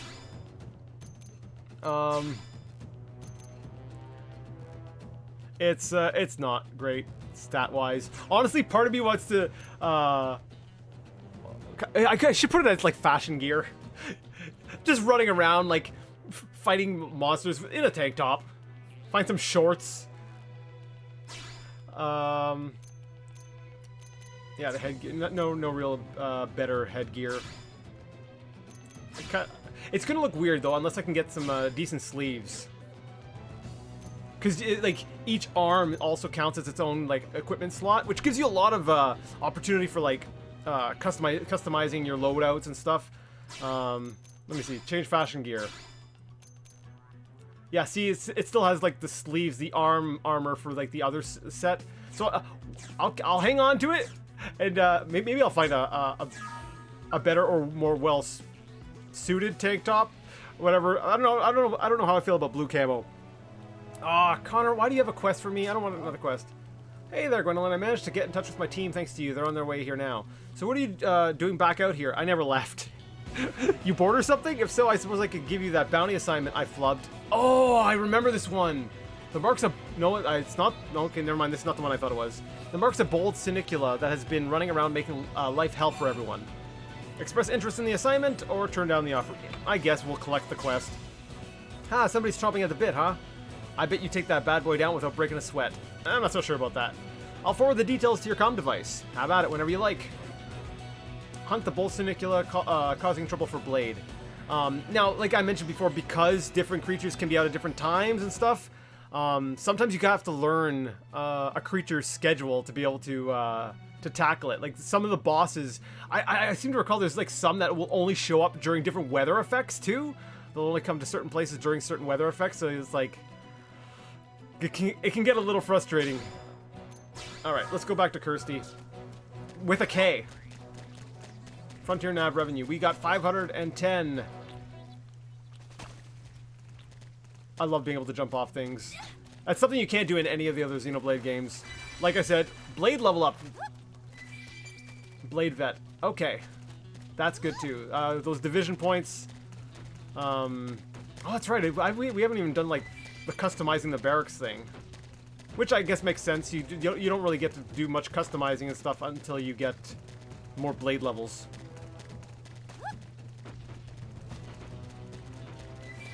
Alright, I'm heading back to Kirsty. Oh, that's cool. Not enough games to do that, I think. Crap. I need to look more frequently so I know what that was referenced to. Oh, I think the aminal thing. The time and the aminals. I have to call the office and make an appointment then.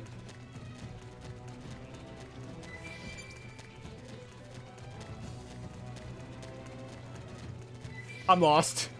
It's like, the problem is, I don't always remember what I was saying.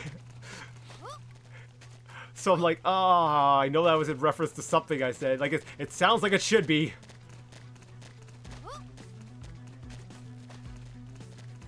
Oh no, more babies! No, I must not. I'm trying to grind as little as possible. And even when, like I said, when I do stream this again, because I will. Like I said, even if nobody's watching, I'm going to be streaming this one because I just want to play this one, and it's kind of an excuse to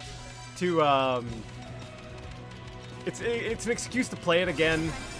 Segment recon complete, so that's. Oh, and we got a mining probe out of that one. So we got this sucker here. Woot!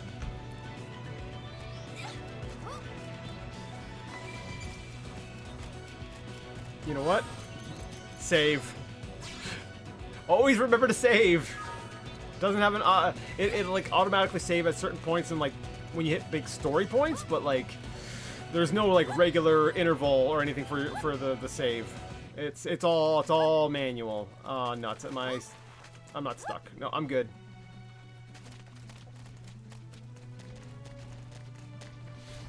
That was about certain creatures being available at certain times. Yeah. Oh! I got it. I got it! Took me a second, but I got there. I got there.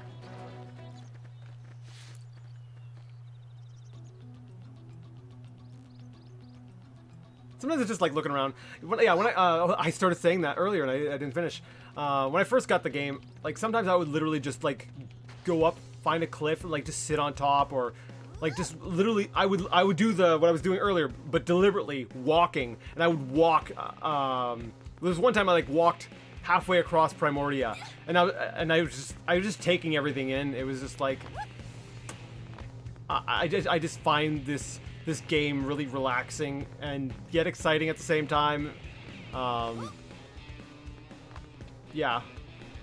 And then like when you get the flight module for the Skell, the music that plays gets a little annoying over time, but it's kind of fun to be able to just sort of like fly over the entire planet.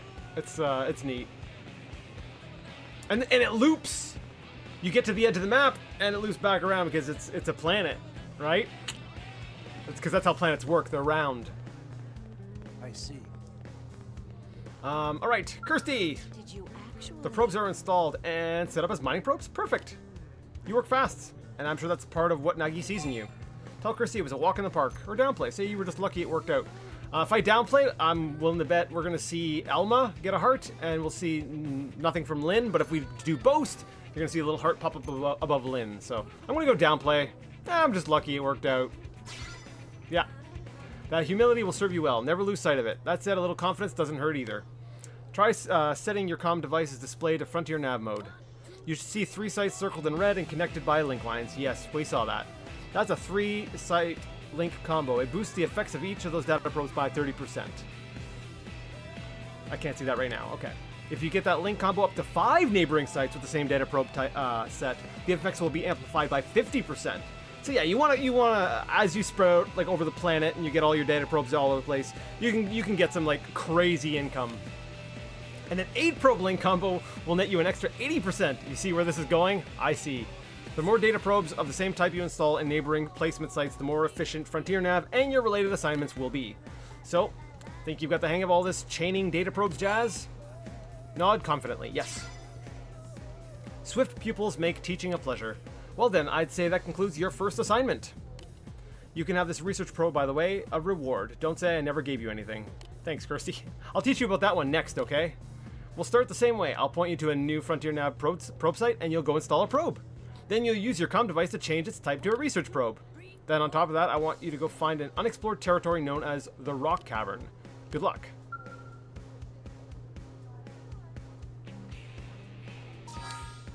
Did that not get automatically set?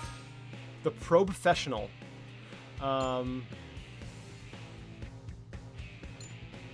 Yeah, I think the Kirsty quests are probably good starter quests. So I'll highlight those and we'll continue those ones next time. I'm gonna stop. I need a food. I used to sometimes used to play Driver 2, driving slowly and respecting traffic laws. I did crap like that all the time with like many games, but not Driver 2 specifically. But I have done that in games where it's like clearly not the point of the game.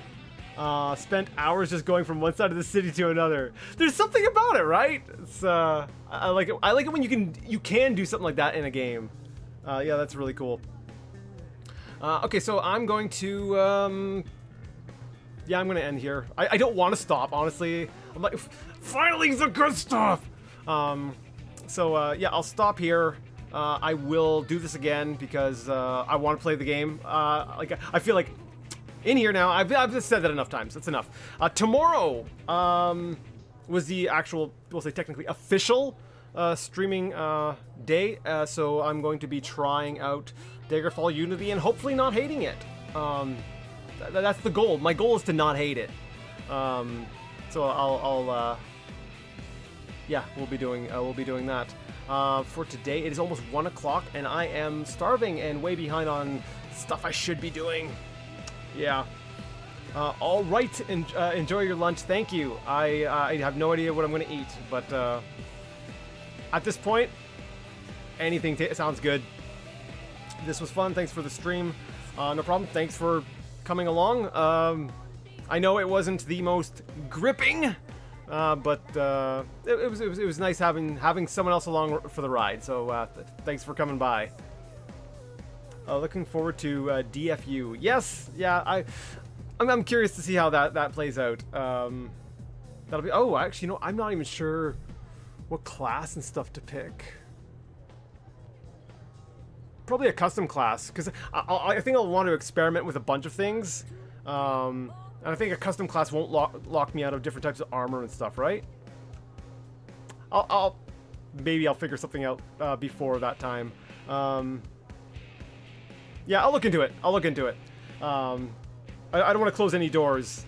So yeah, I guess I'll see you and anyone else who happens to tune into this tomorrow. Or no, because I'll probably, by the time this gets uploaded, the good version and everything, it'll be well past the...